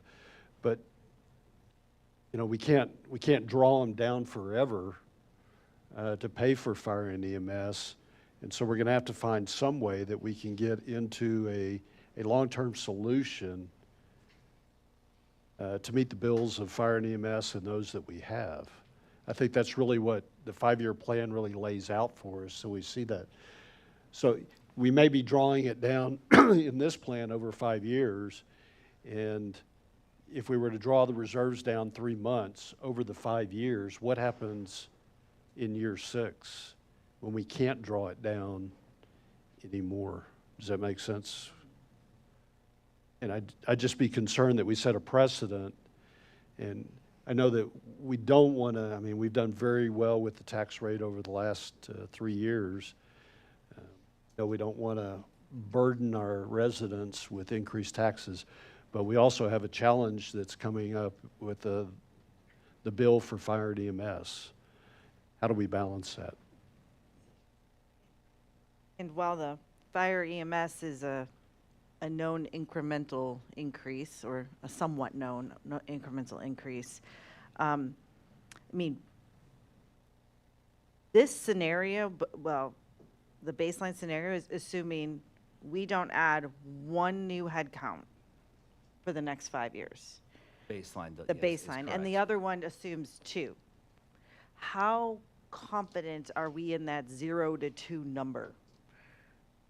Because really, we're telling residents, without adding any new people, we're still going to have to increase your taxes by 28 or 45% over the next 5 years. I mean, that's essentially what we're saying, to provide the same services that we're providing now. So that's what I'm kind of, that's what I'm reading here. And I don't know, I know, Keith, you've mentioned this previously, but we're assuming, you know, 5% increase in health insurance, 5% increase in software subscriptions, 5%, that's typically how inflation or the costs go up every year. I wonder, and I'll just say it once and then anyone else wants to comment, why for employee salaries, we just don't have one number that we're willing to accept for salary cost increases, regardless of how it's broken out. Because we don't break out how we think the operational costs will be. We just say, okay, we're good with a 5% increase, and every tactical year, we decide how that implements. I don't see the benefit of us trying to throw into our financial plan this much for merit, this much for cost of living. Just say, we're willing to look at a blank percentage for salary increases over the next so many years, 5 years. Each year will be looked at differently based off of the situation and the scenario or whatever our policy is. But I think that might be a little bit better than having it broken out in a financial plan. So I don't know if you want to, anyone else wants to comment on that? I think it's good y'all are giving us a lot of information, right? I mean, more is always better, but I'm with Laura, but I also have an opinion on the amount of the increase too. And so, do we want to talk about that now, or do we want to wait for that throughout the presentation? Tax rate increase? No, the salary increase. Compensation. Compensation. We can, just understand that we do have another workshop after this that will go into more detail on that, but Well, that was my question. At what point would be appropriate to talk about that? Because I think as I understand the mayor said, you're looking for feedback from us, how you want to approach. This will kind of set the tone for the budget, or at least to start the budget, because we'll roll the budget into this once we set it. So at what I guess point? honestly, my preference would be to do another that workshop, Okay. just because we will have more detail. But for the purposes of this presentation, we are using the ECI in the current year that Joanna will present next, and then Okay. 2% in the out So years. let me hold those comments Sure. till then, and then we can address the other things here. So, From my perspective, when I look at this, and great comments, the 5-year period with a 48% increase tax burden on our residents, in my belief, is too much. Agree. I So- agree with, especially with 0 to 2 people at it, right? And I don't know what it means in looking at our budget. I mean, we have the general assumptions. Are we looking to change the general assumptions so that we could lower that 48%? Or do we need a detailed review of going through our budget and where is it that we can cut costs so that we're not experiencing a 48% Sure. increase over a 5-year Right. period? I mean, and this is why we have this discussion, and we don't need all of the answers tonight.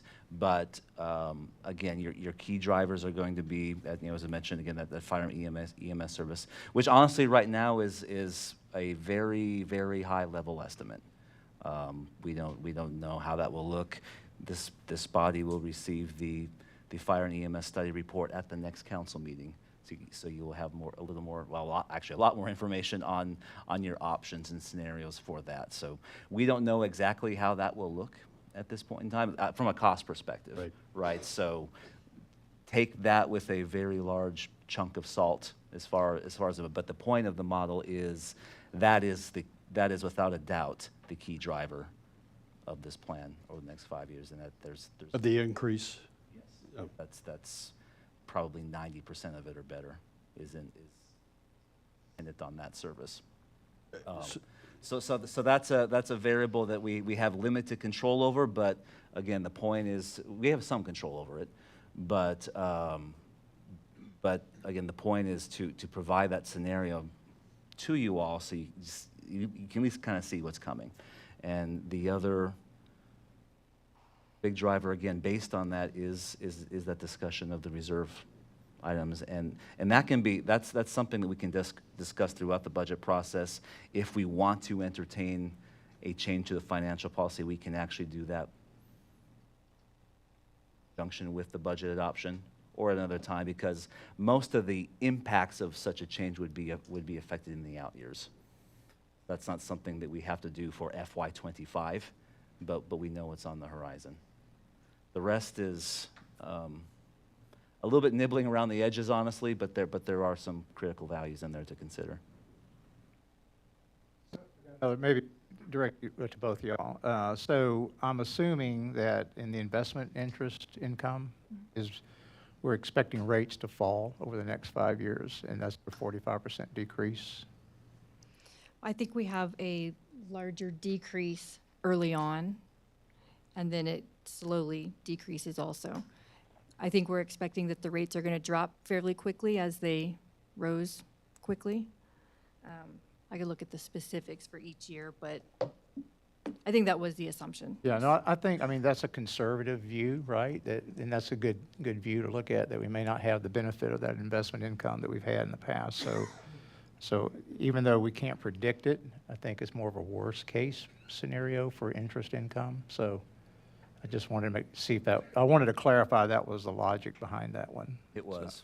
Because And I think- we're in like 2-week securities. I mean, we stay short. We stay under 30 days, right?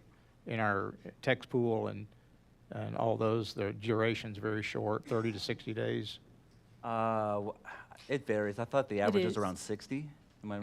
No, I think it is Around usually 30? below, maybe Yeah. not as low as 30, but I think the last quarter was in the 40s. Yeah, I can't remember. Yeah, in fact, yeah, I think it was. It was like 45 days.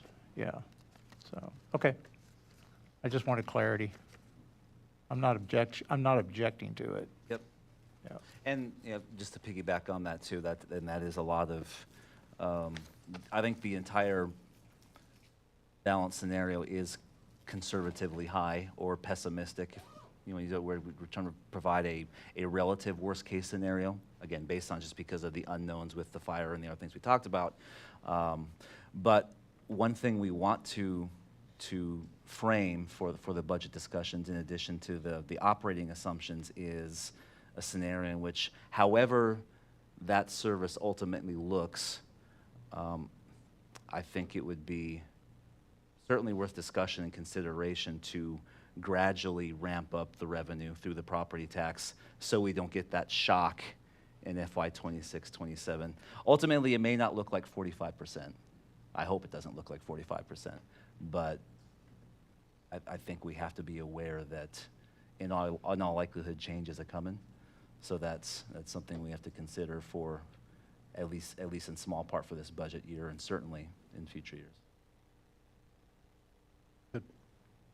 How do we take into the account the potential surplus? So I know it's not in here, but we've literally had over $1 million surplus for the last five years.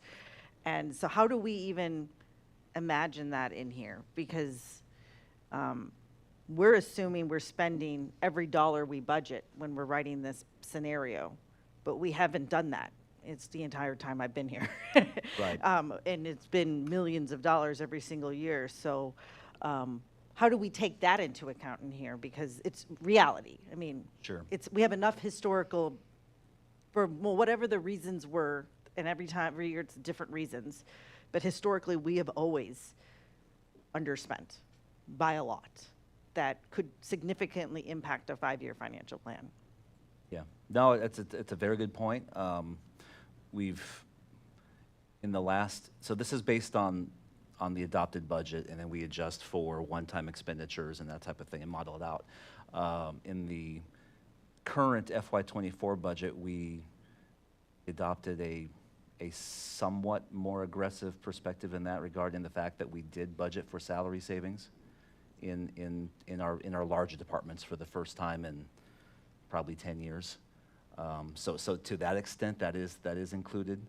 From a modeling perspective, could that be more aggressive? Quite possibly, but you're right that it does not do that now beyond what we've already embedded in the budget as salary savings. I think I would like to see a model that includes because we take in there historically how much our sales taxes increased, and we take into account historically how much, but we haven't taken into account historically our salary savings, which I'd like to see what that looks like in the model. Oh, and it may not be salary savings, but there's always savings somewhere, Right. you know, unanticipated savings of some sort. $1 million comes from somewhere. Yeah, it came, and sometimes it's salary, sometimes it's other places, sometimes we don't do a project, whatever, you know, so I wouldn't call that revenue, I would just call that non-expenditures. You know, but that might be Doing on a significant. whole dollar basis in past models, past cities, I've done percentages, slightly increase in revenue and decrease in expenditures partially for the reason you're talking about, and partially because in municipalities that are in a less favorable financial position than this one, if you constrain yourself too much, you find yourselves going off the deep end very quickly. So I think it is important to have those. It's literally 10% of our budget, right? I mean, that we underspend annually. It's not always that high, but I take your point. Okay. I just think we need to we need to model that in there.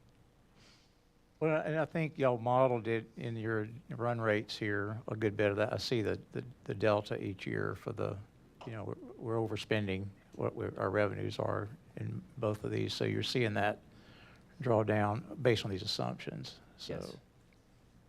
not sure how we got so lucky to get here, but Because We we might- don't spend all of our money well, every.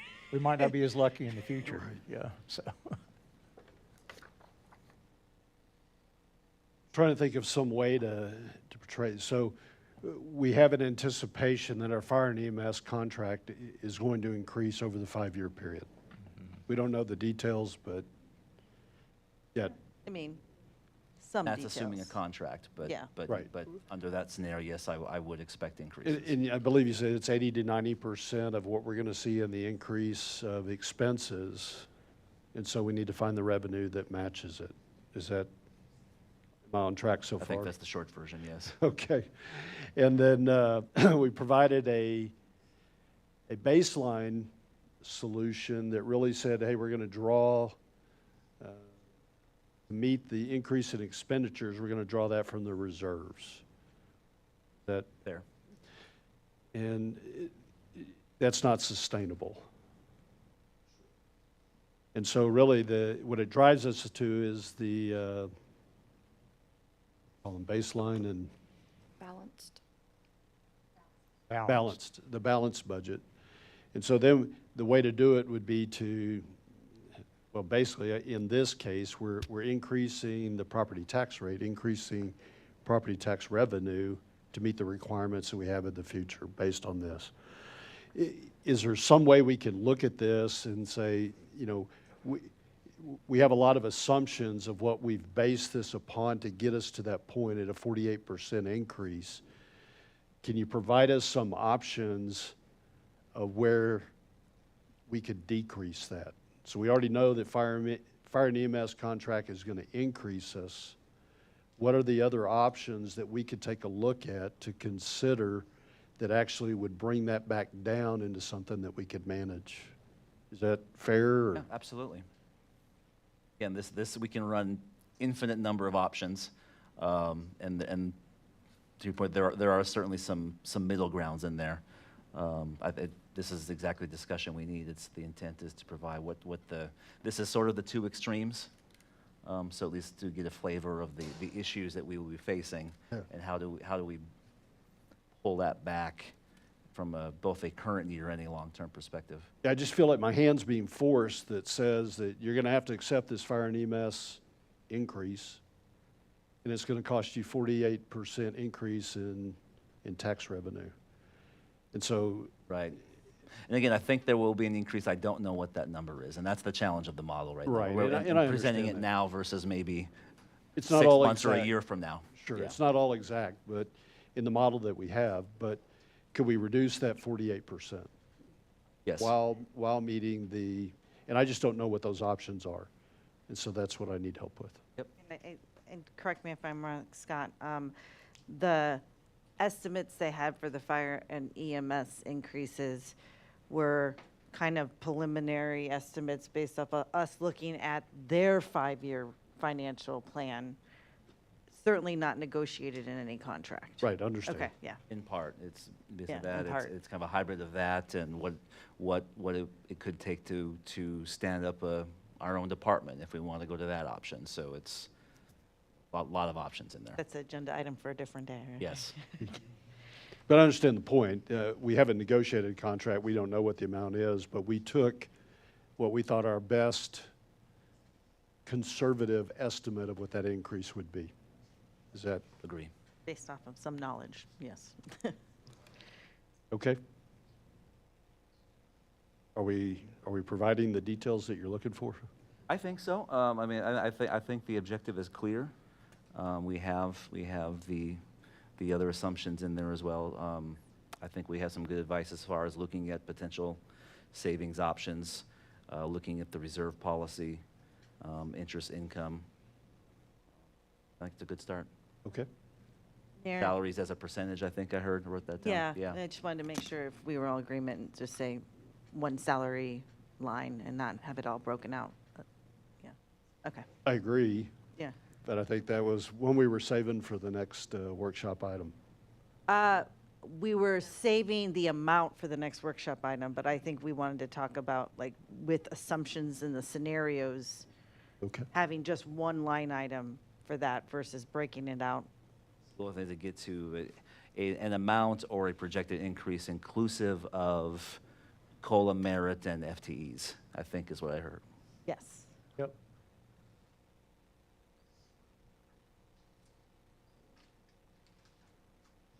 I agree. So again, this is, I think, the beginning of the discussion, not the end, but I think this is a good start. Yeah. I got to say, this is a really well-done presentation. So, Summer, you did a good job on this. Thank you. Well, I was going to recognize Julie. And Julie, you did a good job, Because she too. actually developed the whole model for the general fund last year, and this is our first run of a utility 5-year plan, and she actually put the whole model together in the last couple months also. Huh? So yes, thank you, Julie. Congratulations to both of y'all Really. for what you've done for Thank us. you. Thank you. All right, so then we will move on to the first run of our 5-year plan for the utility. We currently have a baseline scenario that does not include the CIP. It's focused on the operating income. In this scenario, we've assumed 2% annual increases in residential water and wastewater revenues. This is based on the last 5 years' trend in revenues and the number of connections. We have the same 45% decrease in interest earnings over the 5 years and 1.5% increase in other revenue sources.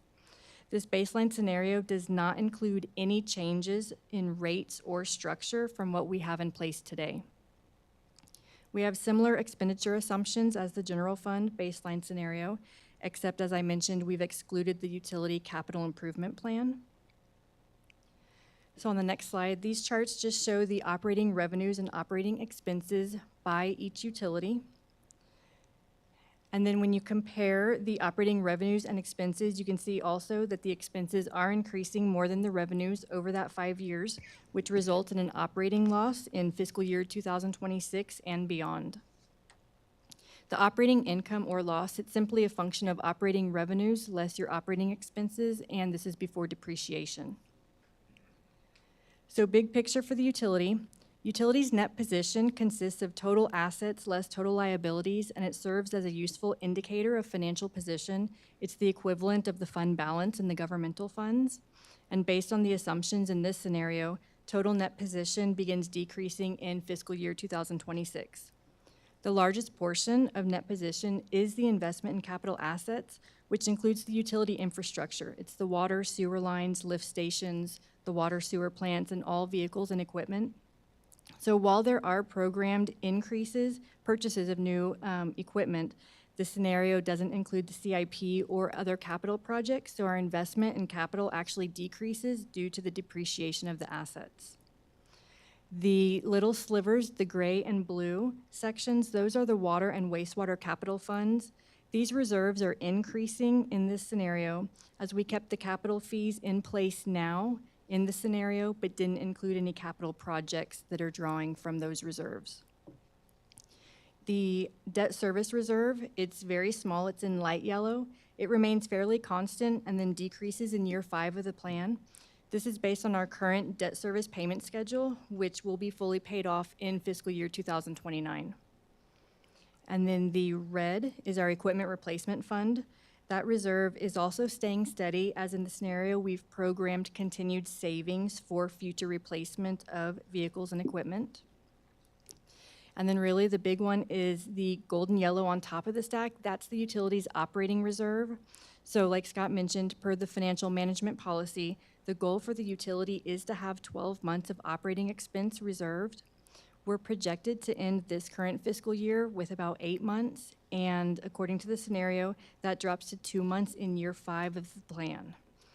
So while the utility CIP, reserve goals, and development of a sustainable rate structure still needs work, the baseline scenario shows that the current rates would not allow the utility to maintain the reserves or avoid an operating loss. That's what I have. Any questions or same concerns over the assumptions, since we do have a lot of the same assumptions in the utility as the baseline general fund?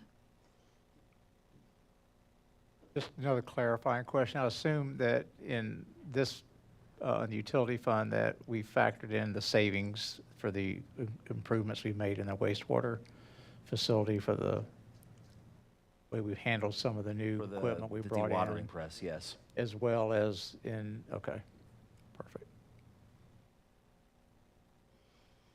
And maybe that's another area, as the mayor was suggesting, are there other things we can do like that, like equipment or some capital expenditure that would lower operating run rate going forward? That would be an area of savings to consider. I don't know if there are other things we can bring in-house versus contracting out. That would be an obvious place to look.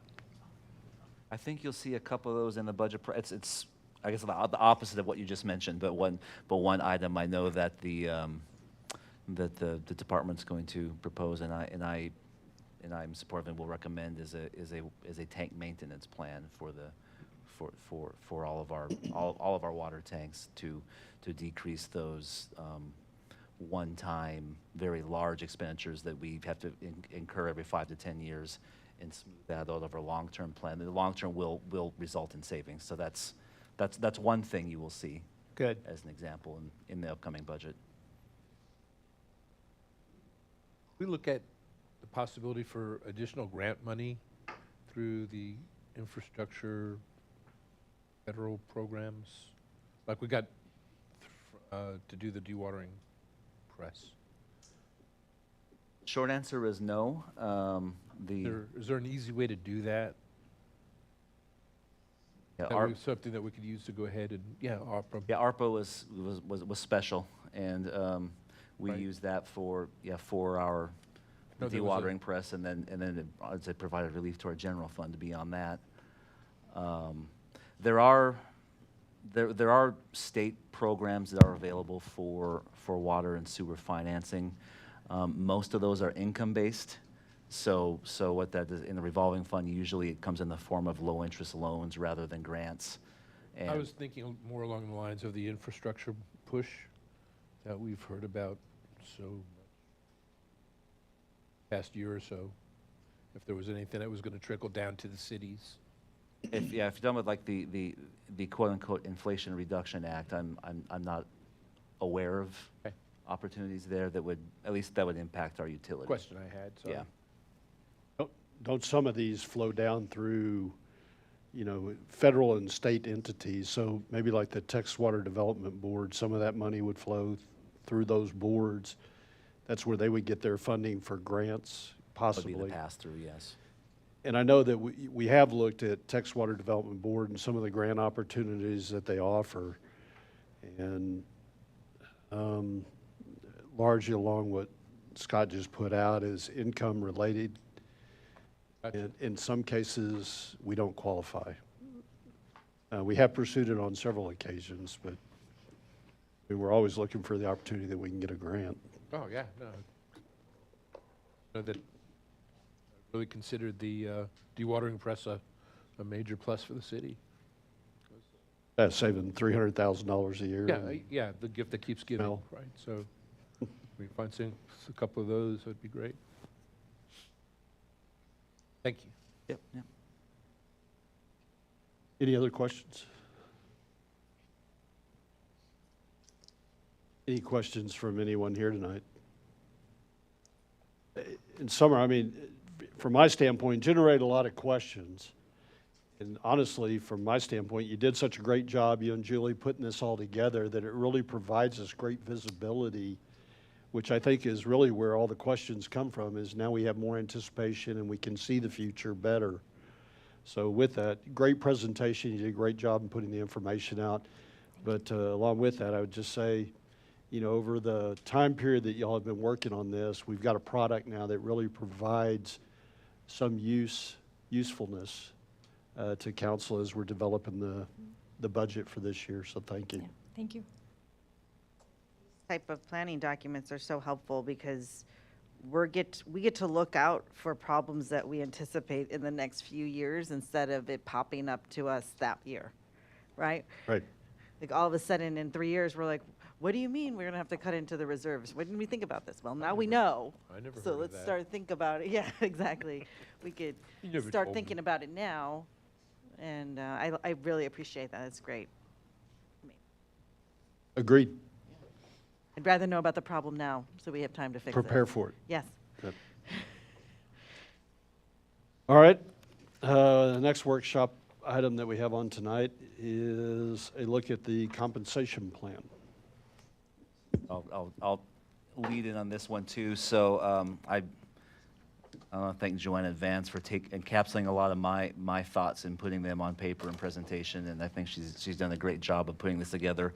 This is the other big part of our advanced budget planning each year as we go into it, is a review of our compensation plan and what lies ahead. So Joanna's presentation, I think, will cover, in short, where we've been, where we are, and where we're going with our compensation plan. So she's going to provide a brief overview of government compensation in general, understanding the merit system, why we have it, what its origins are, the differences between government and private sector compensation, highlights some of the unique aspects of public sector pay. We'll talk about our current situation, specifically the high inflationary period we've been in. We adopted our current compensation plan in 2020, so we've had it for 4 years, and we adopted that to be more competitive with our peer cities as well as the private sector.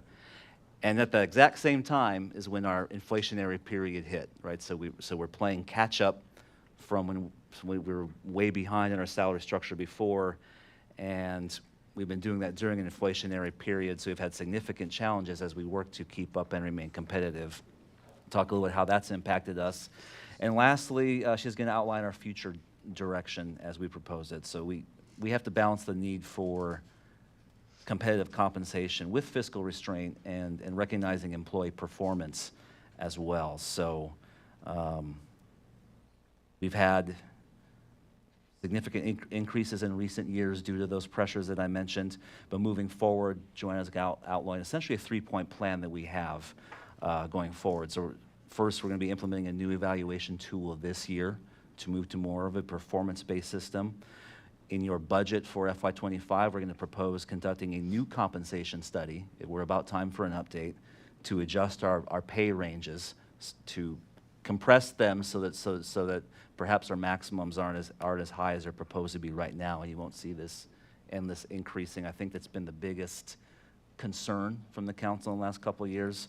And we want to take both of those items to introduce a performance-based pay plan starting next year that will do that while maintaining market competitiveness and also adjusting to the realities that is local government in Texas. So I think those are going to be the 3 takeaways that Joanna is going to provide for you tonight, but I wanted to give you that overview as she goes into the detail. So that's what I have, Mr. Mayor. Happy to turn it back over. Thank you, sir. All right. Thank you, Scott. Council members, Joanna Merrill, Director of Human Resources and Communications here. And so we are going to start off our workshop tonight with a very high-level kind of brief history of compensation and understanding the merit system perspective in local government. Some origins for where it started, where we're at, why we have it, and why it's important to kind of maintain these systems as we go. So just a quick overview, and again, I know for some of you council members, a lot of this is going to be repeat and review of what we've already looked at. And so I apologize if this is repetitive for you. And for those of you that are new, feel free to interrupt me if you have questions at any point. So brief history of the merit system kind of in local government goes back as far as the 19th century, where it originated in local government in response to widespread kind of political patronage in compensation structures. During that late 19th and early 20th centuries, government positions were often awarded based on political connections rather than actual merit or performance based reasons. So concerns at that time over corruption and inefficiencies led to calls for reform in hiring and promotional practices throughout local government organizations. Then as you go into kind of progressive era, what you see in that late, again, 19th to early 20th century is just various forms aimed at how to professionalize government agencies and eliminate some of that patronage that they were seeing, some of those concerns. So through that, the civil service commissions at the time were actually established in order to kind of oversee some of these merit-based hiring practices, and they focused those on qualifications and competencies rather than that political connection that they were concerned about at the time. And so from there, you kind of see some federal initiatives coming into place to put some guidelines and to provide those practical procedures for how to do this. And one of the ways that our local government did that was by enacting the Pendleton Civil Service Reform Act in '83. This act actually established the merit-based system for federal government employment, and it set the precedent for state and local governments going through down the line, as we kind of do today, where we tend to adopt some of the federal guidelines and regulations that come down.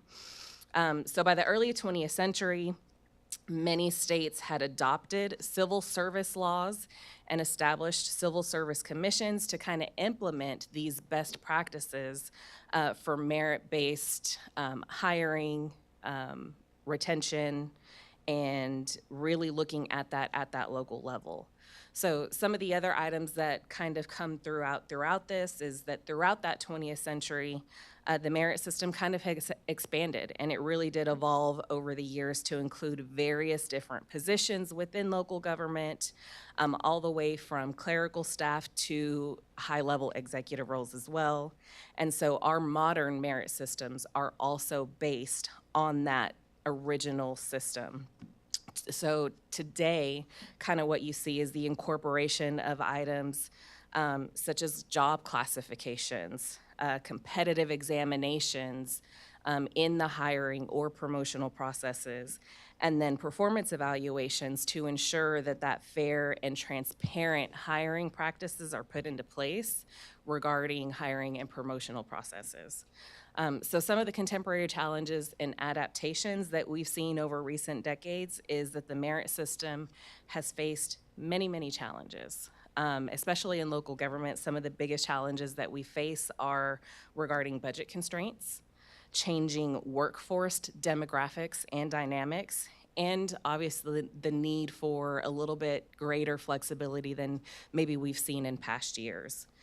So in order to meet some of these challenges, local governments have really just adapted by implementing these modern recruitment strategies, where we look at regularly updating job classifications. We enhance internal training and development programs for our staff so we can meet those ever-changing and ever-evolving needs. So that's a brief history on that. And then what we look at is from that history is why do we actually even have to have these compensation plans to begin with? What is the goal for having these plans and setting them in place? And typically in any organization, whether it's private or public sector, you're really looking at attracting and retaining top talent. So what we look at this is we want to remain competitive in our compensation to help attract highly skilled individuals to our government positions. And compensation plans help to encourage experienced employees that have those skills already to stay and to continue to provide value to the workforce. And then we look at ensuring fairness and equity. There are lots of regulations, lots of departments within the government to ensure equal employment opportunities, and those extend to compensation plans that aim to provide fair and equitable pay based on job responsibilities, qualifications, and performance. So while we look at all those in combination, one of the other goals is to motivate our employees. When we provide fair, clear, concise compensation plans, it motivates employees to perform at their best and to contribute to positive work environments because they know they're going to be treated fairly and compensated fairly for the work and the job duties and responsibilities that they've taken on. And then the last and probably most important is ensuring our fiscal responsibility. Compensation plans help to ensure that, local governments and just government agencies in general use taxpayer funds responsibly and as efficiently as possible. So we do put that framework around it to provide ourselves with those guidelines to stay within, to be fiscally responsible. And it is the big elephant in the room. There are definitely large differences between private sector compensation plans and government compensation plans. And just a few of those to kind of highlight is public services versus profit maximization. What we're looking at here is government compensation tends to focus on serving public interest, while private sector compensation plans aim to maximize profits for their shareholders. So that is one of the biggest key differences when we're looking at the different motivations behind compensation plans. And then we look at transparency and accountability. In local government, we are often very subject to public scrutiny and accountability measures, whereas private sector compensation plans can definitely be more private, more conservative, and definitely more opaque, whereas we put everything out there, we shape and frame it for all of our constituents to see so that they can understand what we're doing internally to be fiscally responsible with their taxpayer money. And then, of course, we also have impacts of political influence. Government compensation plans, just in general, can be influenced by outside political factors.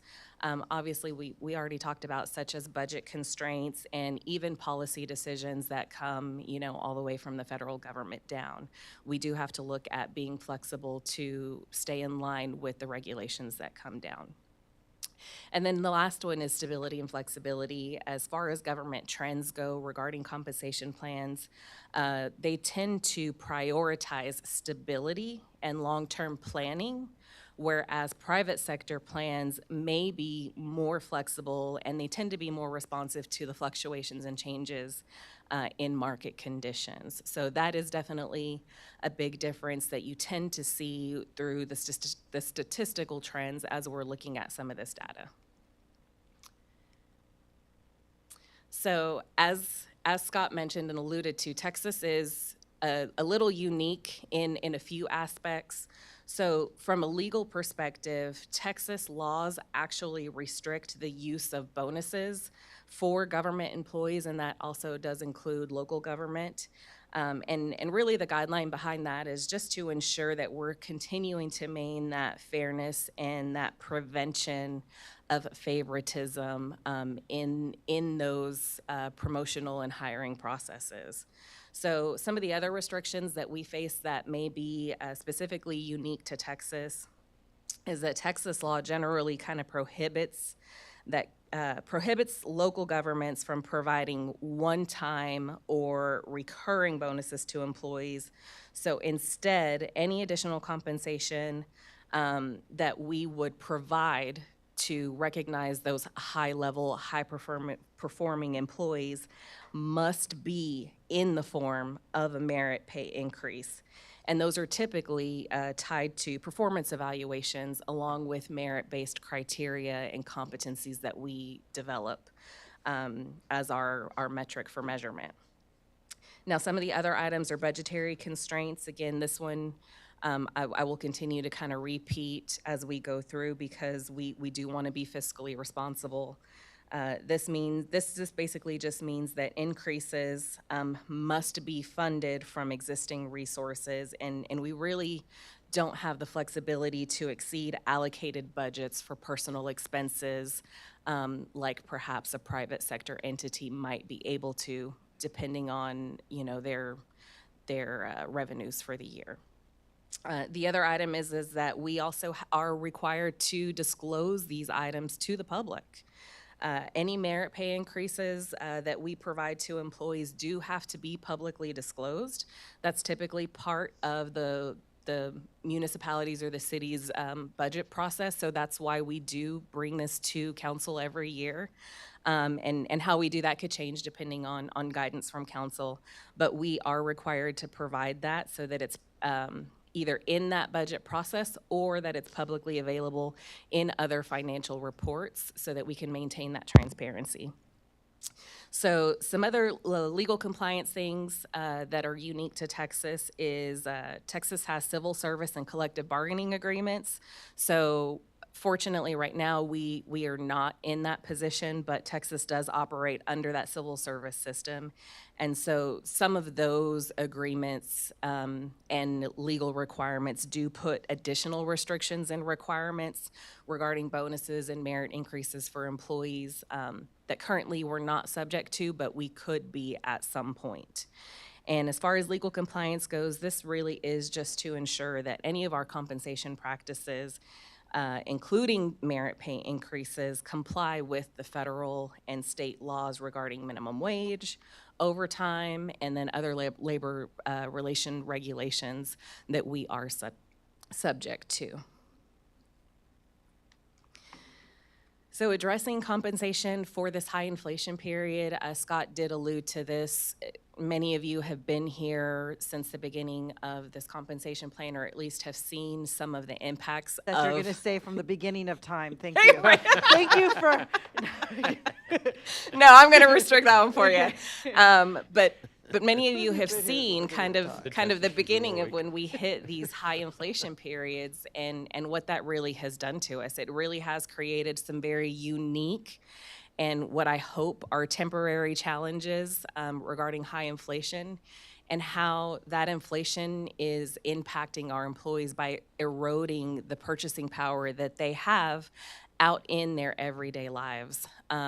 So again, some of the challenges that we face is balancing those budget constraints with the need to increase compensation to account for some of those changes in the market. And our goal, obviously, is to maintain fiscal responsibility. And so we have developed some strategies, and these are also best practices, you know, throughout history in local government and how to address errors in periods of high inflation. And that really is to keep pace with that through these merit-based adjustments, through implementing cost of living adjustments and evaluating those on an annual basis, and then exploring those alternative compensation structures, which is what we'll allude to when we're talking about going and reviewing the compensation structure going forward. So there is a lot of confusion, even with our employees, between the differences of what COLA is versus what a merit pay increase is. And so I just wanted to take a quick minute to discuss some of those definitions. When we look at really the definition of these two items, a COLA is simply a cost of living adjustment that is designed to offset the impacts or the effects of inflation on purchasing power, right? And then merit-based the merit pay is a performance-based increase that we tie to an employee's performance evaluation. So one of the things that is typically asked, and we have had many discussions over the last few years regarding how we calculate COLA, but typically cost of living adjustments are calculated based on the consumer price index and or employment cost index, and some combination of the two or one or the other. So what we're looking at as far as the history of COLAs go is that it really was a common feature of government compensation plans since that early mid-20th century, kind of like we were talking about earlier, and incorporating merit pay, rewarding employees for actual performance, measurable items in that, so that we can really highlight their contributions and impacts to the organization as a whole. Now, COLA and ECI, there are some differences between public versus private. And so ECI tends to change in the cost of labor for businesses and governments, and it fluctuates year to year based on outside factors. And that does include wages, salary, and benefits. Those are the three key areas that they tend to review in those statistical labor reports. But some of the differences is that ECI does tend to be higher in the private sector historically due to outside factors such as competition and profit incentives, and of course their share in the market and their responsibilities to their shareholders. And what we see as an impact of that is regarding the impact for COLA and merit pay decisions is that a higher ECI in the private sector can definitely influence compensation decisions in government, including the cost of living adjustments and pay increases that we tend to review here. So what we have up here in this graph that you'll see is the current U.S. Department of Labor statistics for the 2024 year. This data is the 12-month period ending in March. And it is important to note that for the first time last year, City Council did choose to include the Texas region statistic, which is in that far right column that you'll see. And the reason for this was really just to provide a greater data set for council to utilize in order to make more informed decisions regarding these cost of living adjustments. Now, this change did happen to result in a lower increase than historically present in previous years. In this last year, it did result in a lower rate, and that was definitely a more fiscally conservative approach with respect to the ECI policy that we currently have in our compensation plan. I think it's also important to note that this occurrence, that it happened to be lower last year, it was definitely a change from the previous year, as had we used the Texas statistic in previous years, the cost of living adjustments would have actually been recommended at much higher rates. So last year was definitely not the norm historically, and you will actually see that in this slide right here. So for the first time, kind of in over 10 years, we are seeing that the private sector has been higher than the public sector for over 10 years. That's kind of the pattern that we've seen. And that most likely is attributed to government stability, fewer and less fluctuation impacts due to the economy. But the data trends tend to show that local governments will typically outpace these private sector entities during periods of inflation. And I think that's important to repeat again. Private governments will typically outpace private sectors during periods of inflation. So that's exactly what we're seeing right now, where our government increases are outpacing private sector numbers at this time, and we do attribute that to the inflation, the unusually high inflation that we're experiencing right now in the current market. But historically, as the data trends show you, the private sector entities, on the flip side, will greatly exceed governments during times of economic expansion. So there is that ebb and flow, that give and take, where you can kind of see that some of these are really just situational, and they can be temporary as we go back to different norms or whatever economic trends we're facing at the time. So following the economic downturn that was caused by the COVID-19 pandemic, the economy has slowly begun to recover, and governments are starting to allocate more funds towards employee compensation in order to retain and attract that top talent.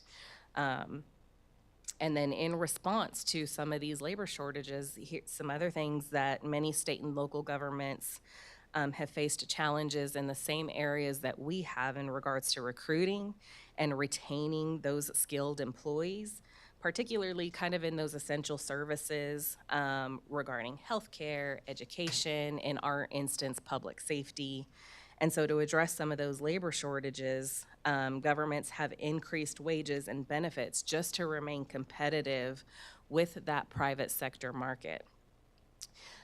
From all this, there's obviously an increased demand for public services. The pandemic kind of really highlighted the importance of essential public services for our communities, and as a result, state and local governments have faced a lot of pressure to invest in their workforces to meet that growing demand and maintain those high levels of service that, you know, our communities have come to expect. But through this, some states and local governments have really implemented legislative or policy changes in order to raise minimum wage. Those are some of the things that you've seen, or to improve working conditions for public sector employees. And all of these changes have really kind of contributed to some of the higher wage increases in the public sector compared to the private sector. One thing that is coming down right now, which luckily is not going to have an impact on our particular workforce, is the new minimum thresholds that the Department of Labor is issued that will go into effect June 1st. There is an increase regarding the FLSA exemption thresholds. And so it is going from, it's basically increasing as of June 1st. Luckily, we are not going to be affected by that in this interim, and from what I can project, we will still not be affected when it goes up again in January of 2025. But some of those outside influences are impacting other local governments, which in turn also impacts us, as those are our benchmark cities. That's the competitive market that we're currently in. So as those inflationary pressures kind of rise, those include, you know, looking at what we're seeing from legislation. They include the rising costs of goods and services, and how those have really both affected in different ways the public sector and the private sector in regards to compensation plans as a whole. Now, one of the things that we do to kind of rise in those strategies to address these is benchmarking in comparison to our local cities. So that is actually a part of our current compensation plan. We do have benchmark cities. I can't remember if it's 12 or 13 off of the top of my head, but through the last study that was conducted in 2020, we ensured that we were looking at cities that were similar in size, similar in budgets, similar in income and household median, and then probably about 50 other factors that our compensation consultant included in there to ensure that we were comparing ourselves to cities that were most like us in size and in implementation. And through that, one of the things that was adopted then was that we were going to maintain a competitive comparison in the market at the top 1/3 of the market. Now, these methods of comparison can kind of differ depending on how we're doing things. Obviously, something that we do internally is we conduct salary surveys kind of throughout, and we perform market analyses. Well, I'm not sure what the plural word was of that just now. But we do those market comparisons, and we also look at our peers, right? Those benchmarking cities. We get the data from them. We see where they're trending. So considerations for adjusting compensation is a very thorough process. It's not something that we come to quickly, lightly, or easily. But one of the driving forces to adjusting salaries is really to remain competitive in that high demand market to retain and attract talent. And one of the ways that we do this is by offering some of these additional benefits or incentives. So kind of a recap, I won't give you everything in here. I will leave you guys to read that slide if you feel like it. But really some of the high points are that these COLA systems, merit systems, performance-based evaluations really have evolved throughout local government's history and development over the years in order to ensure transparency, fairness, and equity and stability. We do face some unique challenges compared to private sector, but I think we have always known those outside influences, and part of our current compensation study that we take into account is really ensuring that we're being fiscally responsible to the best of our ability. Now, kind of an overview of the current compensation study is that it was adopted in 2020, kind of as we've alluded to from Scott and throughout my presentation. And then we designed it intentionally to compete at that top third of the market. What we are looking at the time, we did develop a new pay structure and pay range that was adopted in, but we recognize that circumstances change, guidance from council changes, outside market factors changes. And so we have looked at and we have heard council's concerns and questions and feedback, and we are very much in agreement that it is definitely time to reevaluate our structure to ensure that we're in alignment with the goals and visions that you have for the future of the city. And one of the best ways to do that is ensuring stability within the workforce. And so we have looked at a plan to kind of do that. We are proposing a 2-year plan, one that is actually proposed to start this year. We definitely recommend that we continue to adapt and change to the economic conditions and that we're facing right now in the market regarding this high inflation. But we really are looking at also reevaluating the processes that we use to conduct this internally. So we want to do that reevaluation of the current compensation study, and then we are actively implementing changes to the performance evaluation. So this is kind of where we're starting, and through this, we are changing the structure of our performance evaluations and how we do them completely. We're going from a 3-point rating scale system to a 5-point rating scale system to ensure that we are more accurately assessing employees' performance based on their actual work product. So we're giving more variety and ranges to really narrow those down and ensure that the way we're rating and scaling is accurate, leading to fairer and more meaningful evaluations, which is always the goal of performance evaluations anyway. Through this change, we anticipate seeing greater precision in the feedback that we're getting, so that these managers, by having this 5-point rating system, they'll be able to provide more detailed and more specific feedback to employees about their actual performance. And in turn, this is going to help our employees understand their strengths, their areas for improvement, and it's going to help us to more clearly facilitate professional development needs and those training opportunities that we can provide to staff to continue to ensure that we have the most highly skilled staff that we can possibly retain. Now, other benefits of changing from this 3-point to this 5-point rating scale is that the system is also going to enable our managers to more effectively identify those high-performing employees who really do deserve those merit-based increase and that recognition and reward in whatever way council provides direction for. And that can include, of course, the merit pay system that we already currently have experience with. Not bonuses, because we can't do that in Texas, but you can do lump sum performance-based increases as well. And then there are also other opportunities to look at for advancement, within those own scales. So identifying these developmental needs is really a key so that we can hone in on employees that are potentially underperforming, and those that may need some additional support from our staff. This is just really going to allow managers to provide that targeted development plan. And as we go through these, that is, again, kind of the key. We want to hone in on the areas where we need improvement.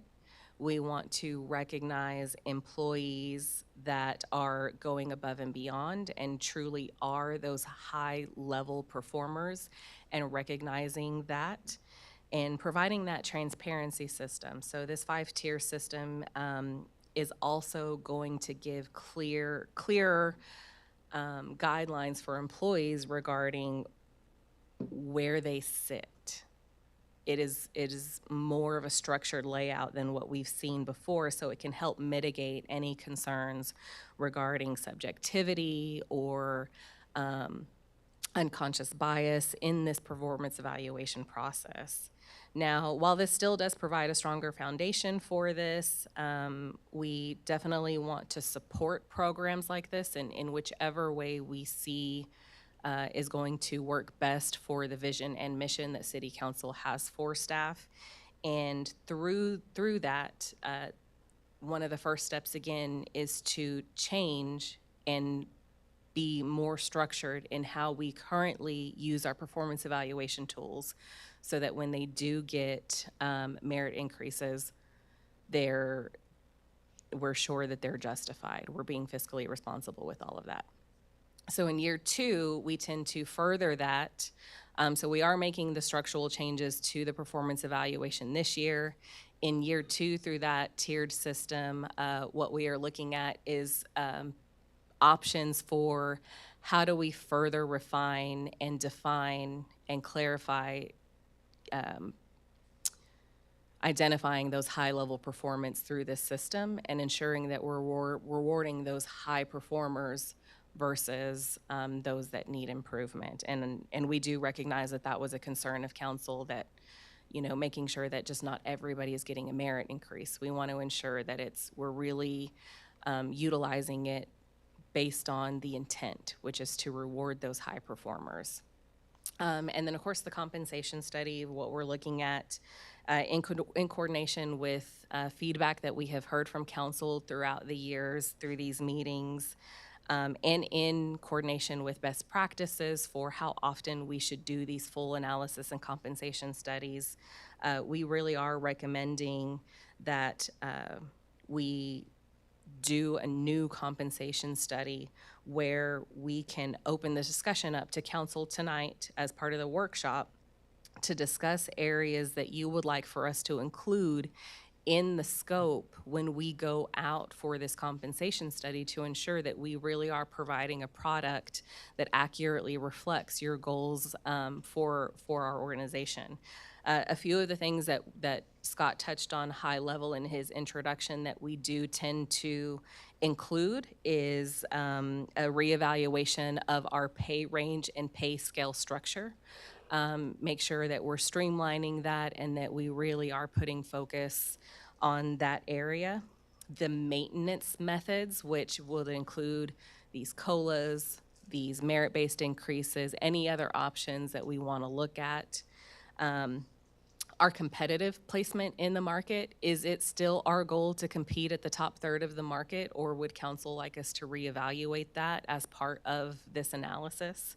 And then obviously reevaluating our benchmark cities. As cities continue to grow and change, we want to make sure that the ones that we're currently looking at are still the most fiscally responsive, representative of our community and organizations as a whole.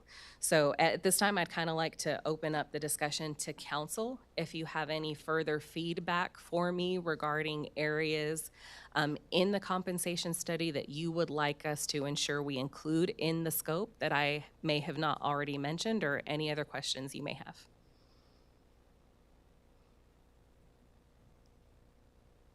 Scott, I have a question.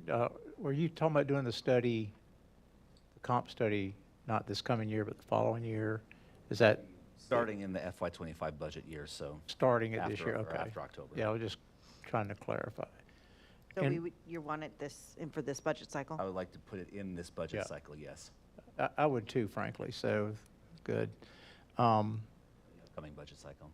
When y'all do that, right, when you do that, are these studies all inclusive to look at the total compensation of a position, which would include bennies and benefits and all that, or is it just salaries? How are they done? They do the full they? scope, and I did forward y'all the 2020 comp plan. It's 300-some pages, but when you go through the different, the appendices, Yeah. they look at salaries as well as benefits. I They even look at, vacation, sick. I can all say those I things don't as well. remember reading much of that 300 pages. Understood. I think I read it right before I went to bed, but, no, okay. Point that- being, they're very comprehensive. That's almost numbingly comprehensive, but yes. So when we do that, do we have, is this, the study, do you hire somebody to take our existing compensation plans and compare it to the market, or do you get the market and you do the comparison? I mean, how is that done typically here? They, and most organizations do, they'll come with different outcomes, but the process is pretty similar typically. So they will typically look at benchmark cities that we help identify and match like positions. And they will look at the ranges, compare the minimums and the maximums to see how we compare. They will also, where applicable, look at private sector equivalents where they exist as well. Some do have rough equivalents, particularly like in our maintenance. Some don't. Police officers don't really have a private sector equivalent, but where applicable, they'll look at those as well. So with that,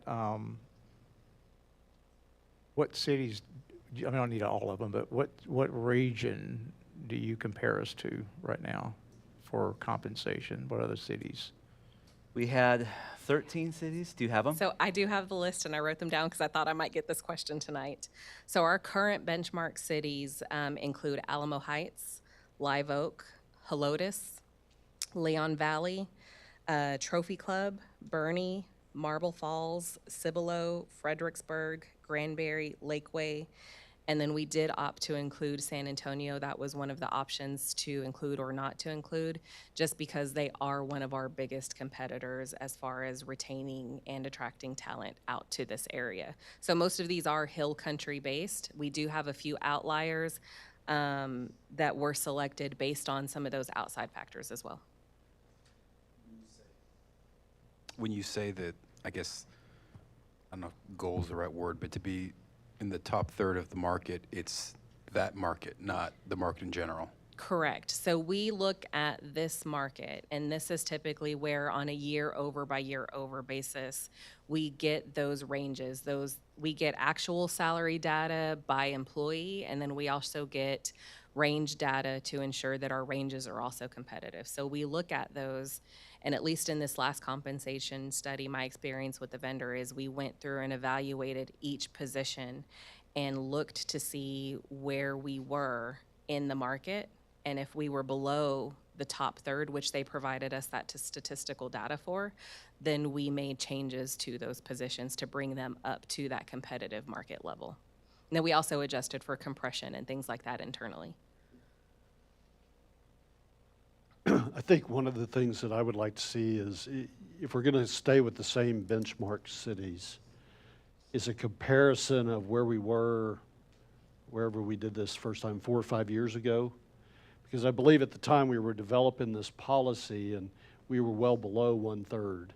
And it was That is one of the correct. areas that we identified. So if we could take that and now compare it to today's data And where are we in the process? Because my thoughts are is we've done very well. And have we accomplished the goals that we were looking for, that we identified 4 or 5 years ago? Agreed, and that will definitely be one of the deliverables that will come out of this intrinsically, is it will show us, are we actually currently performing at the top third of the market, which was our intention? But really, that's an indirect number. We selected the top third to ensure we have good retention and that we can be competitive. So even if we meet the top third, if we're not improving in retention and or getting people in, then I don't know if trying to stay at the top, if that's not getting us what we want, then maybe there's something else we need to be looking at. But I would like to see both, because just because we hit 1/3, did it actually do what we wanted, which was keep the employees we wanted to keep and get the employees we wanted to get? If it didn't, then maybe there's some other factor that we need to fix besides salary. Yeah, I think turnover is really important, so I think that's to Laura's point. And when they assess this, you know, us, when we assess it, or whoever's going to assess it compared to the market, what's the turnover rate in these cities and these other like markets? And if we're better than that, then that will partially answer that question, you know? And if we're better than that, then it would appear to be working, or if we're not, because there's more than just salary and as we all know, in employee satisfaction, it's actually a component of employee satisfaction, working environment, and working with a really great council. Oh, I'm sorry, threw that in there. But, I did have a couple more, just real quick questions, and then we can get to the detail. But I don't understand how you made a comment, and it struck me funny, not ha-ha funny, but odd, that in periods of inflation, government tends to rise in costs where industry is going down. And in this chart on 182 or 162 is showing, you know, private industry costs are going down, yet government's going up. I don't understand the correlation. Why is that? You know? I think the stronger correlation is, I mean, they're sometimes related, but the stronger correlation when we look at that chart is really in periods of recession. So when you look at 2009, Right. 8-9 period, which is the gray bar on the left, and then where we may or may not be heading now. That's the inflationary part of what Joanna was saying. Those are the periods where you see, and these are growth percentages, not total compensation, but year-over-year growth is what this chart is, and that's when you tend to see governments being higher, and that's what we're seeing now. And I think the point Joanna was making is it's over the long term, it's a bit of an anomaly. But when you saw that grid, maybe it was the Previous one. the previous slide where you see state and local higher than private industry. You don't see that a lot. It does happen typically around those periods for the reasons I think that Joanna pointed out, that government year-over-year increases tend to be more stable. Private industry is more responsive to economic conditions. And on that chart, there was another one that caught my attention. What are compensation costs? I mean, I understand salaries and wages. Go back to that chart, would you? It includes benefits. The compensation cost includes benefits, so. We got benefit cost above that, so I was confused. I didn't know what was in the compensation costs. Compensation cost is an average of the two. Yes. Oh, it's an average, okay, well, Not a mean, mind you, because it's weighted. Yeah, sure. But it's compensation is the conglomeration of the two. okay, got it. It's just mislabeled, okay. Well, maybe not. That's what they mislabeled. call it. They call it that, they define it, okay. They have those three categories in the BLS report. Okay. And then one last question on this presentation was, there was a point made about, on this slide 158, about restrictions in Texas, merit pay increases only, and yet we talk about COLAs, so I'm confused on that one. I think we met merit pay increases as opposed to bonuses. That was the point of that. Okay, It that was- has to be tied to a merit Performance, system. okay, fair enough. It just seemed like that was putting us in an odd place, that COLAs weren't allowed, but okay. Okay. Those are my clarification questions on this for the moment. Anybody else? Yeah, Laura. I have a question. So, I completely agree that, you know, doing a compensation study every so many years and kind of relooking at things is important, and I don't really have a concern with that. So, as council, why do I need to get into COLA and merit? Why can't I just say, I'm good with you increasing salary expenditures by 4% a year, you guys figure it out. I mean, it doesn't have to be across the board. You know, you guys figure out who deserves some more and who doesn't, and how it, because I can't imagine a board of a normal company would go into this level. They would just say, I'm willing to accept this much in salary cost increases. Y'all figure it out. Because I'm not an HR expert, and these things change all the time. I trust you guys to figure that out, but I want to give a cap. Like, can we do that? I think that I would echo that, because I think as council, we're trying to give you guidance for how much to address the budget and how you allocate it based on on the comp plan. We leave it to the managers and to the performance structure. So if, you know, we give you a percentage across the board, I don't want to give an impression that by saying COLA and merit that everybody gets COLA and only some get merit. I think we give you a dollar or a percentage to go with, then you guys allocate it based on the compensation plan. And I think that is consistent with the world. And I don't consider the government the world, although it's getting awful big, but to be the only world. But business in general, that's how they do it. They say our salary line is X, we can add X, Y to it, and the next year, then you managers manage it, and you allocate it based on the high performers get rewarded, the low performers, you know, don't get rewarded, the ones making improvements. You figure all that out based on that plan. I think it gives you the flexibility, and because we, again, to Laura's point, we're, you know, it's just, to us, it's dollars, right? It's the amount of dollars we can stomach for the taxpayers. So yeah, to try and merge those two questions and comments, within certain constraints, you could do that. There's two, I think, related challenges to that. The first of which is, most directly, you have an adopted policy that says increases will be based on cost of living adjustments based primarily on ECI, as well as the adopted pay ranges. So that's your current policy.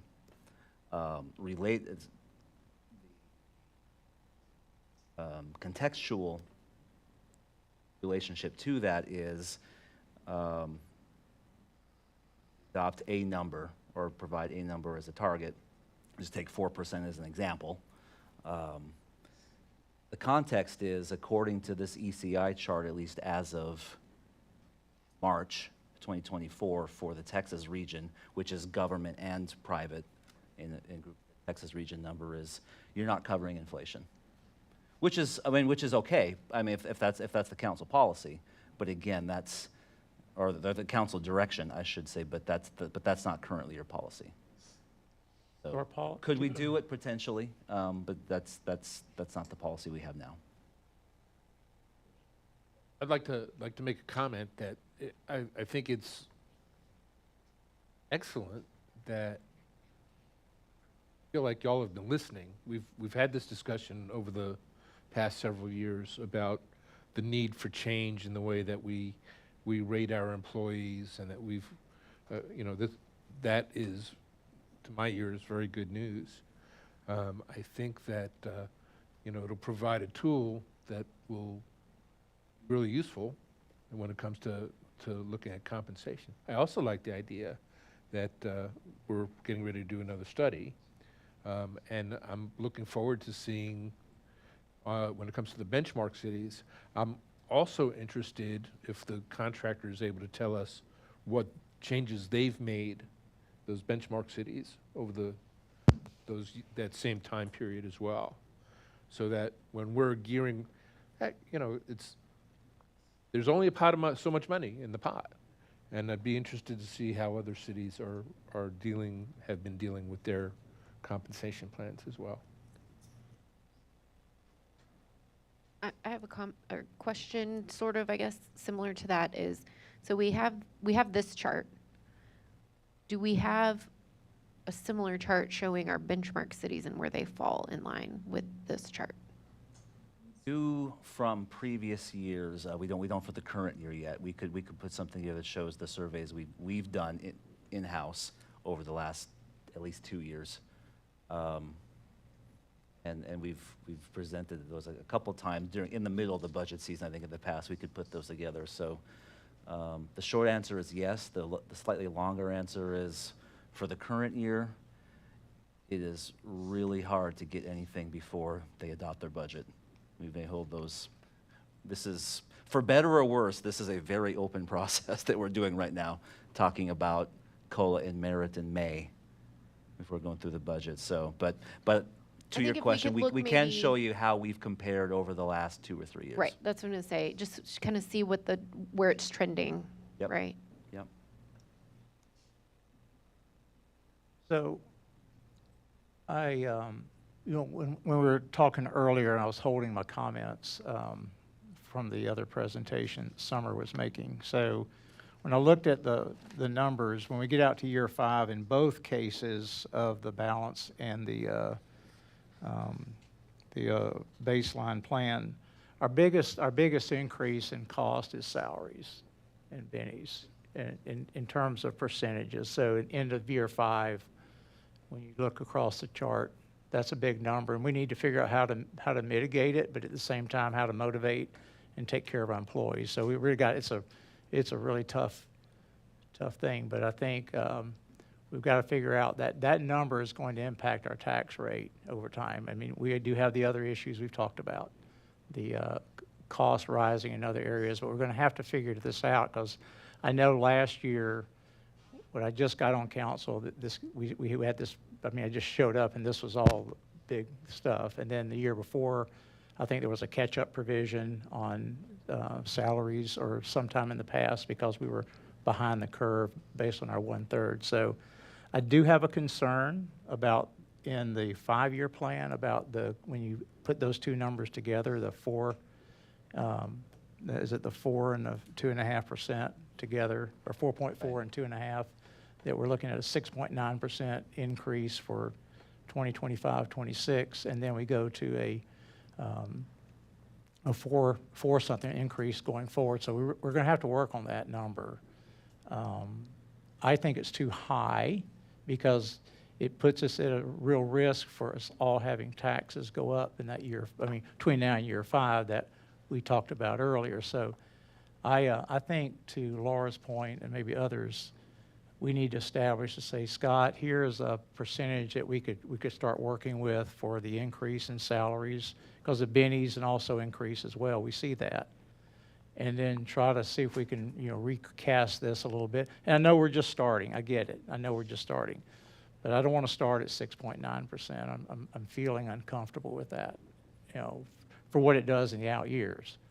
If it didn't hurt us in the out years, it might be a different picture. No, I agree, and I think the out years is both from the 5-year plan perspective and in our compensation plan really is the biggest challenge, and that's I've talked internally with you and with some of you all as well as how to capture those out years. Because as I said, these last few years, we've said it several times already, but high inflation and catching up at the same time. Big result, big percentages. What I really want to focus on in this next study, besides the peer cities and the comparable job class, everything a comp plan does, is the one bullet in there about looking at the ranges. That's our biggest challenge, in my opinion. We have 52% ranges in our compensation plan. That's a really high range. That's effectively a dozen or more years of merit increases in the same job. Honestly, I think that's too many. I think that can be cut back. So for me, if you're looking at a merit-based system, whether it's a combination of performance and hopefully with experience comes better performance, that's the That's the theory. That's how it should work, right? To me, and I've worked with collective bargaining groups in past lives as well. My mantra has always been, after pick a number, you have 7, certainly 10 years, you should know your job if you're in the same job doing essentially the same thing. So I agree that after 15 years, there should be a cap. And I mean, it should be lower than 15, but I'm using that as an example. So that's where I want to focus on. I think that's where you can both motivate employees to perhaps take the next step, as well as get some fiscal restraint in the out years. I think that can be done within an existing traditional comparable merit step plan that we have now, combined with varying merit step increases based on performance, like Joanna said. With those two things, I think you can cure a lot of the issues, particularly in the out years, that I think have been the biggest pain points in this process as we've been trying to implement this plan. One more comment on that. So I am not a fan of COLAs at all, okay? And I'm sure everybody's probably heard that from me in the past. I know you're shocked, right? But I really like a complete merit-based system. I know we got to transition. I understand that, and I support that. But I really think it's if you take a picture of our city, if we're in the top third and we stay there, and that's where we are when we do our comparison, and we've had low turnover, so we've got a good employee base, we've got a good compensation plan, we have great benefits. I mean, the benefits from the city are excellent compared to private industry, bar none. I want us to try to get to a place where we manage that from pure performance and staying market competitive. So if you're in the range and the market says that range is still accurate, and you're performing like you say, and there may be some increases along the way, but we really need to take everything to performance-based and stay competitive. That's the goal right there, in my opinion. COLAs as a subject matter do not do that. That just guarantees a chip up the curve without doing anything more. And so, and you mentioned, about purchasing power being eroded. My purchasing power gets eroded when my city taxes go up. So I do not want to see all of us suffer. And so, long thing to say, I really want us to get, and I'm glad you're doing this. I'm very happy with where we're headed. This is what I was hoping for last year. But we're going to try to get there as quick as we can and keep competitive in the market, but get away from just guaranteed, you work for the government, you get an automatic pay increase, boom, you work for the government. And I'm not saying that's us, but I'm saying that's what I don't want us to end up at. So that's my comments.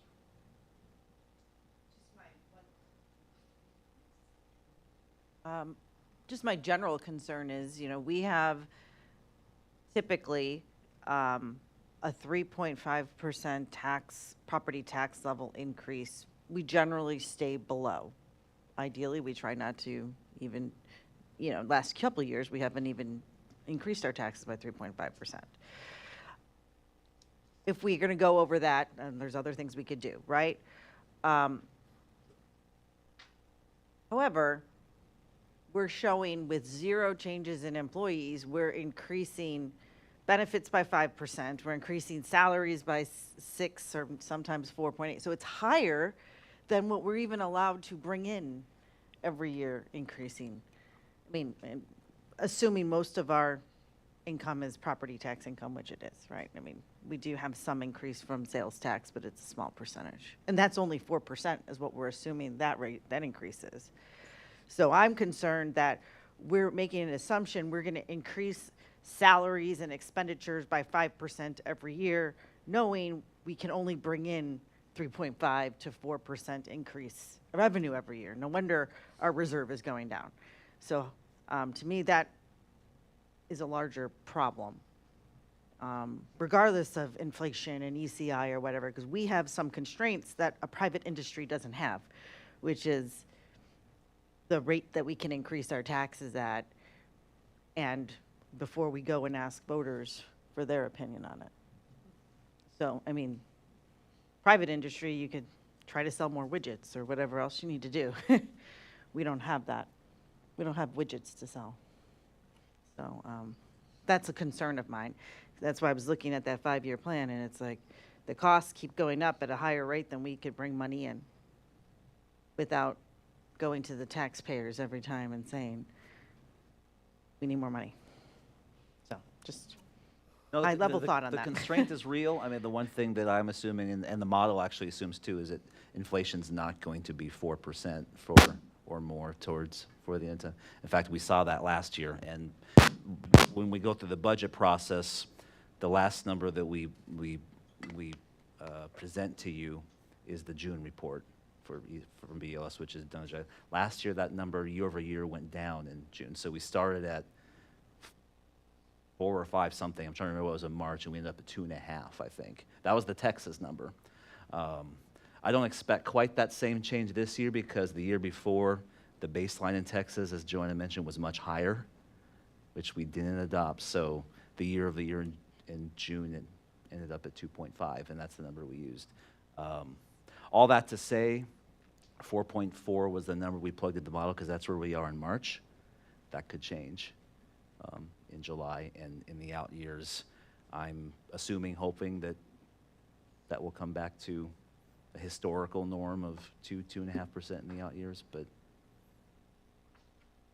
time will tell.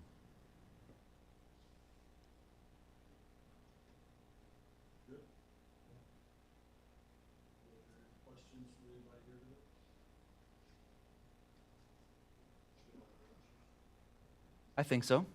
For what we really needed is hopefully an understanding of, you know, the assumptions we use for the model, which you heard already, and where we're going. Again, like Joanna said, putting in a broader performance evaluation tool this year, step 1. Step 2, conduct the study. Step 3, use the tool to implement a broader performance-based merit system. So that's the 3-point plan that we laid out along with the ECI numbers, and that was the intent of this discussion tonight. So appreciate your time. All right, thank you, Council. Can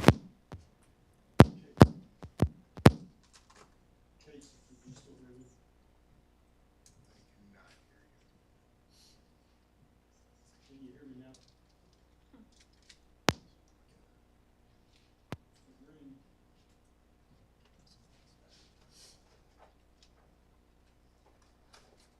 We'll move on to the reports from staff. We have one report. We do have one report from staff tonight, and it's from our city secretary is going to lay out the boards and commissions calendar for us.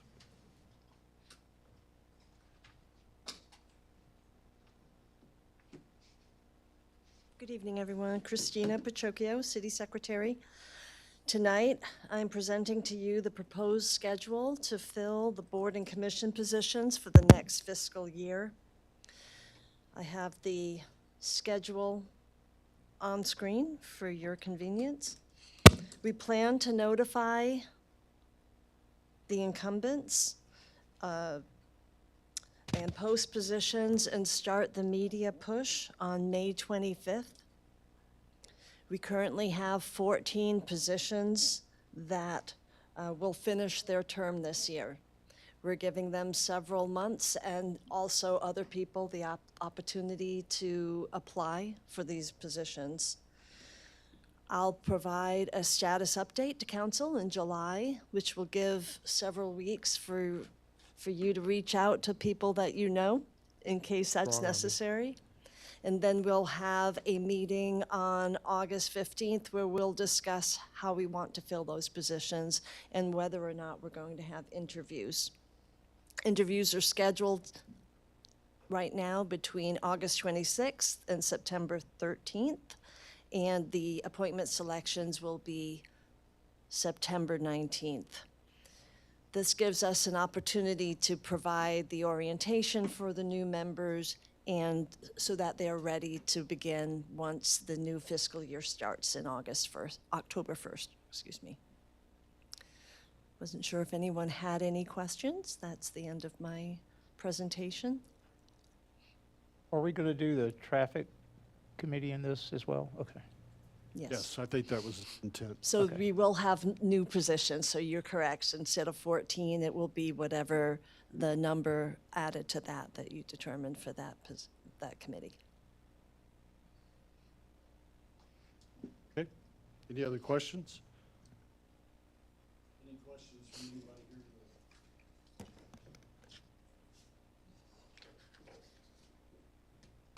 Thank you, Christina. Okay, thank you. Whatever I touch. Any announcements from council?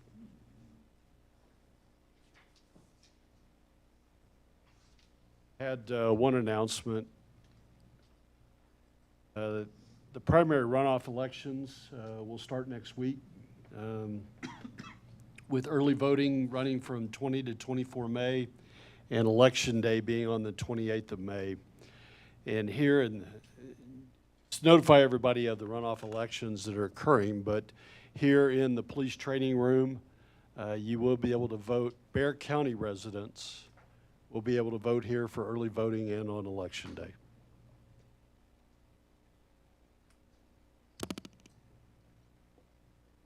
Got anything else we missed or announcements? Just give the council a quick run of show for the next couple of meetings, since we have a couple weeks off in May. Of course, speaking of elections, we had the local election a couple weeks ago, and both, of course, as everyone knows, both the GEO bond authorization and the street maintenance sales tax passed a couple weeks ago. So first, thank the voters for support and confidence in the city to deliver our key infrastructural services, and that will begin a process here with the council, starting with the second meeting in June, with the intent to sell the first tranche of bonds.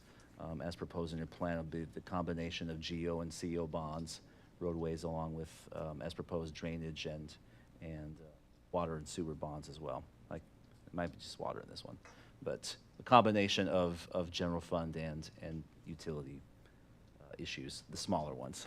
But that will start in June. Ultimately, that will lead to several activities internally and resulting in a proposed bond sale date as it's drafted out, early September, just in time for the upcoming budget. So be on the lookout for that. Next month, we'll also kick off our budget workshops with the council. I guess we sort of kicked it off tonight, but we'll have our actual budget workshops next month. Our strategic plan workshop is scheduled for Tuesday, June 4th at 6 p.m. in this room, for a special meeting for that. And on June 6th, we'll have our first two presentations at the regular meeting, and those are slated to be Public Works and Public Safety. That public safety presentation will also be on the heels of our fire and EMS study from the consultant, which you mentioned earlier. That will be next month as well. So lots planned in the first week of June. Forward to it.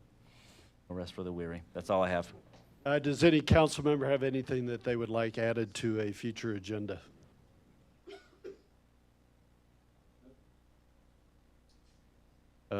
Any need for executive session tonight?